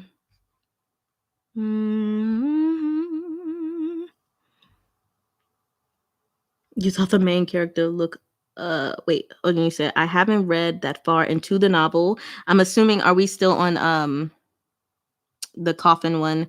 Because I dropped it because I think it was because the main character thought a character looked ugly because they had black skin. They just treat that dark skinned character as comedic relief. It's terrible. Got it. Okay. Yeah. Um I do not think I went too far to reach that point. Yeah. Thank you for your advice, Jieja. Thanks for calling me Tia Tia. I have a tough time getting into Copper Coin. Really? Because someone told me it was so good, and I actually like put it on my list because I was like, oh, it's only 3 volumes, and the releasing of it is like pretty good as far as time is concerned for next year. I recently read After Being Married to Evil Star General. It is really good. It got me out of my reading slump. Nice. Literally have never heard of that one before. But there's always some after something something something. um so I also learned about novel after you learned about the novel after watching the anime. Okay. You said Luo Binghe. So just original Binghe. Okay. So Binghe and Li Yu vibes. I'm here for it. I'm here for that. um, or the original Luo Binghe trying to be Bing Mei. Oh God. I read a fan fiction like that. Hurt too much. Oh man. Every time I listen to someone reading SVSSS, it feels like a different story every time. That's good. Um, that's good because like if you're reading it and it feels like this, well, I guess it doesn't have to feel like a different story every time. But the point is, it's good to know that you feel like you're getting a new experience, essentially, or a different experience. You said Copper Coins is on TBR. Yeah. So like as far as what I plan to do when it comes to reading, which I'm just gonna go to my posts really quick. Because I didn't want to put it in a post because it felt like it maybe would have been too much explaining and writing. So when it comes to the things that I'm reading, obviously the first are up here are the ones that were chosen by you guys as far as order. I chose the series, but you all chose the order when we had the vote earlier this year. Actually, it wasn't that much earlier, I guess. The vote ended on August 1st. So anyway, no, it was pretty early in the year when I first put it out. Anyway, these are official. Obviously, like I said, Patreon exclusive for Scumville and Self Saving System. For these books that are under consideration, which there are other ones that I thought about as well when I just went on the Danmei website to see Seven Seas, to see what they're releasing was looking like. What I hope to do is not saying I would read one of these or so after these books are done. What I would like to do is read them at the same time that I am reading something else, but not release the readings until I get closer done with said book. So, for example, while reading Ballad of Sword and Wine, I would also be reading, I don't know, Everyone loves the cannon fodder. And I would just keep making recordings of this and put it up and schedule it for later until I'm closer to being done with reading it. And then I'll release it. That way it'll seem more consistent to you guys. Because if I can't consistently read it, I don't want to like release a chapter here or a video there, a video there. I want you to get it consistently, So that is what I plan to do when I talk about all of the under consideration books. And just so you know, I do plan on reading Little Mushroom and Golden Terrace again. I'm going to give Golden Terrace another try since another translator is doing it, and we'll see. But those don't come out. Little Mushroom's first one doesn't even come out until May, and I think Golden Terrace doesn't come out till June. Anyway, yeah, that's what I plan to do when it comes to the under consideration books, whichever ones I choose. But wanted to like give more clarity on what I would be doing. So, it shows SBSSS fans need much love. We do. We need love. Like, give us another season of the anime, please. I mean, the Donghua, which is the anime, whatever. But we know they won't. So excited for KOD. Yeah, I don't even remember what the summary was about, but the person that I asked, I didn't even read the summary because I actually don't care for reading summaries. So I asked one of my friends that read it. I was like, tell me what it's about. And she told me, and I was like, oh, putting it on my cart. Because she also told me about global examination. And I chose this over that when I had you guys do the vote. But you said you read Kaleidoscope of Death some time ago and it was really good. A bit too gore, maybe for me at parts, but I just loved the story as a whole. Um, you had to leave for a bit. Did we go over the calendar for this year too? Um, yes, I briefly mentioned it. So, yeah, after we finish volume 7 of Remnants of Filth, we are going to read Peerless volume 5. Then we are going to read volume 1 and volume 2 of River Bay Road by Arise Jang. And I made a post on YouTube. Of course, if you're on Patreon, you can also comment there, asking you all for a short one novel series, whether it's a physical book that I'll have to order or if it's a web novel for me to read in December, because we're probably going to end early. So that's what's happening for the rest of this year. And then, of course, if you are on Patreon, you might, strong might, get SVSSS a month early. Might. Just wanted to say that again. Gonna head to bed. It's 10:40 p.m. here. Hey. Well, I hope you had fun. I don't know why I said hey. I definitely meant to say bye. Face palm. Have a great night's sleep. I hope that this us talking has alleviated some of the trauma that we have experienced today with each other. So, good night, sweet dreams from Meat Bun to all. Screw Meat Bun. Goes back to corner hugging Twindian. Meat Bun will haunt my dreams. Yes. So I'm trying to think if there is anything else important that I need to say to you all. I'm on Patreon. Yeah, I know you are. So I'll be looking forward to SVS whenever it comes time. Yeah, I'm on volume 3 right now. Was there anything else important? You also have to leave. Have a great night, Diana. Thank you for joining us. And I'm sorry you were traumatized today, but hopefully the next time we do something, it won't be like this. I'm glad that we got to tune in together. I know that the live read-alongs are for Patreon only, but I just wanted to bring everyone in because I thought it would be nice to do so. So yeah. I keep talking to you guys every time I say, is there something else I need to tell you, instead of actually thinking? No, I think we're good. Yeah, I think we're good. I don't have anything else important to tell you guys. So if you have any final questions, you're free to ask them. But I think I've told you pretty much everything I need to tell you.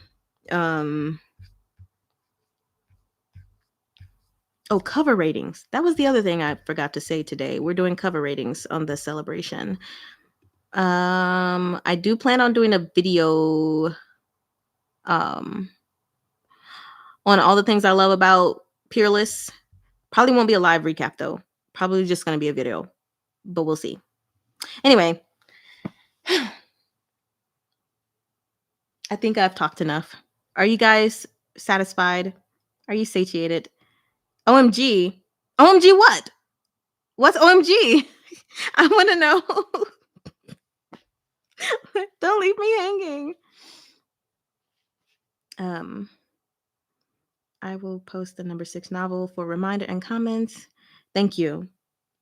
I mean, if you could put a summary too, that'd be great. I always like to hear summaries from other people, like what they got from the book rather than reading the book summary, So yeah, I would appreciate your summary very, very much. Oh, for Peerless video. Heck yeah. I mean, the Peerless started before I had Patreon, so we weren't doing live readings and stuff like that. There might actually be a live reading for Peerless, and just because it's the final volume, I might go ahead and include YouTube in there. But if it's a live reading, if it happens to fall at a time where we're still reading YUWU, then it'll just be Patreon. But yeah, definitely Patreon. I mean, Peerless is getting not a recap video, because my notes, the extensiveness of my notes for Remnants of Filth do not compare to the little notes that I left for Peerless. In fact, I have a Google document specifically only for Remnants of Filth. That is not what I did for Peerless. I wrote my notes on the little tabs and then set them to you and then put them in the sticky note thing. And then some like main themes that I liked, I put them in my document of my thing. But when I tell you my Remnants of Filth document, it's extensive. It's very extensive. And this is the last thing I'm going to show y'all, but I want you to see it with your own eyes. This is Remnants of Filth. All of my notes. Hold on. Still going, still going, still going, still going. Okay, let me drag this. It says to page 94. And that is just us getting through volume 6. It's gonna be over 100 pages of notes when we get to volume 7. Yeah, I did not do that with Peerless. So yeah. Yeah. You say it was fun again today. I'm glad I made it back before the live ended. I wonder how long your notes will be for Changjingju. I don't know. I don't know. But I feel like I'm going to have to take a lot of notes. And we'll see how that goes as far as the thoughts that I have to share at the end of each video. Nevertheless, it's been fun, you guys. It's been, Jasmine says it's dark. Yeah, it's dark. Even though it's bright all around me, it is very dark. So I hope that the next time we convene, which will be just through a regular video, I hope we can hurt a little less together. Thank you all so much for being here. Y'all have no idea how much this makes my day. I am not a people person, even though I am great at pretending to be a social butterfly and people just like to naturally gravitate toward me. But I genuinely enjoy these times with you, whether it's, just Patreon or Patreon and YouTube. So thank you all so much for your continued support. And, I'm looking forward to what we've got going on coming in the future. And I'm ready for some relief. I just need some relief. My book looks like as if it's putting together a student thesis. It makes our day too. Or night. I'm so glad to hear that. And lately I've been saying, aside from like wo ainimen, I've been saying saranghae. If anyone speaks Korean, I hope I've been doing a good job at saying saranghae. I love you guys. So, yes, I hope you all have a wonderful day if it's daytime for you, and a wonderful night. And if it's already nighttime, thank you, Cookielicious. Then I hope you are having a wonderful night, or you will have a wonderful night. Please sleep peacefully. So, I'll see you guys next time, okay?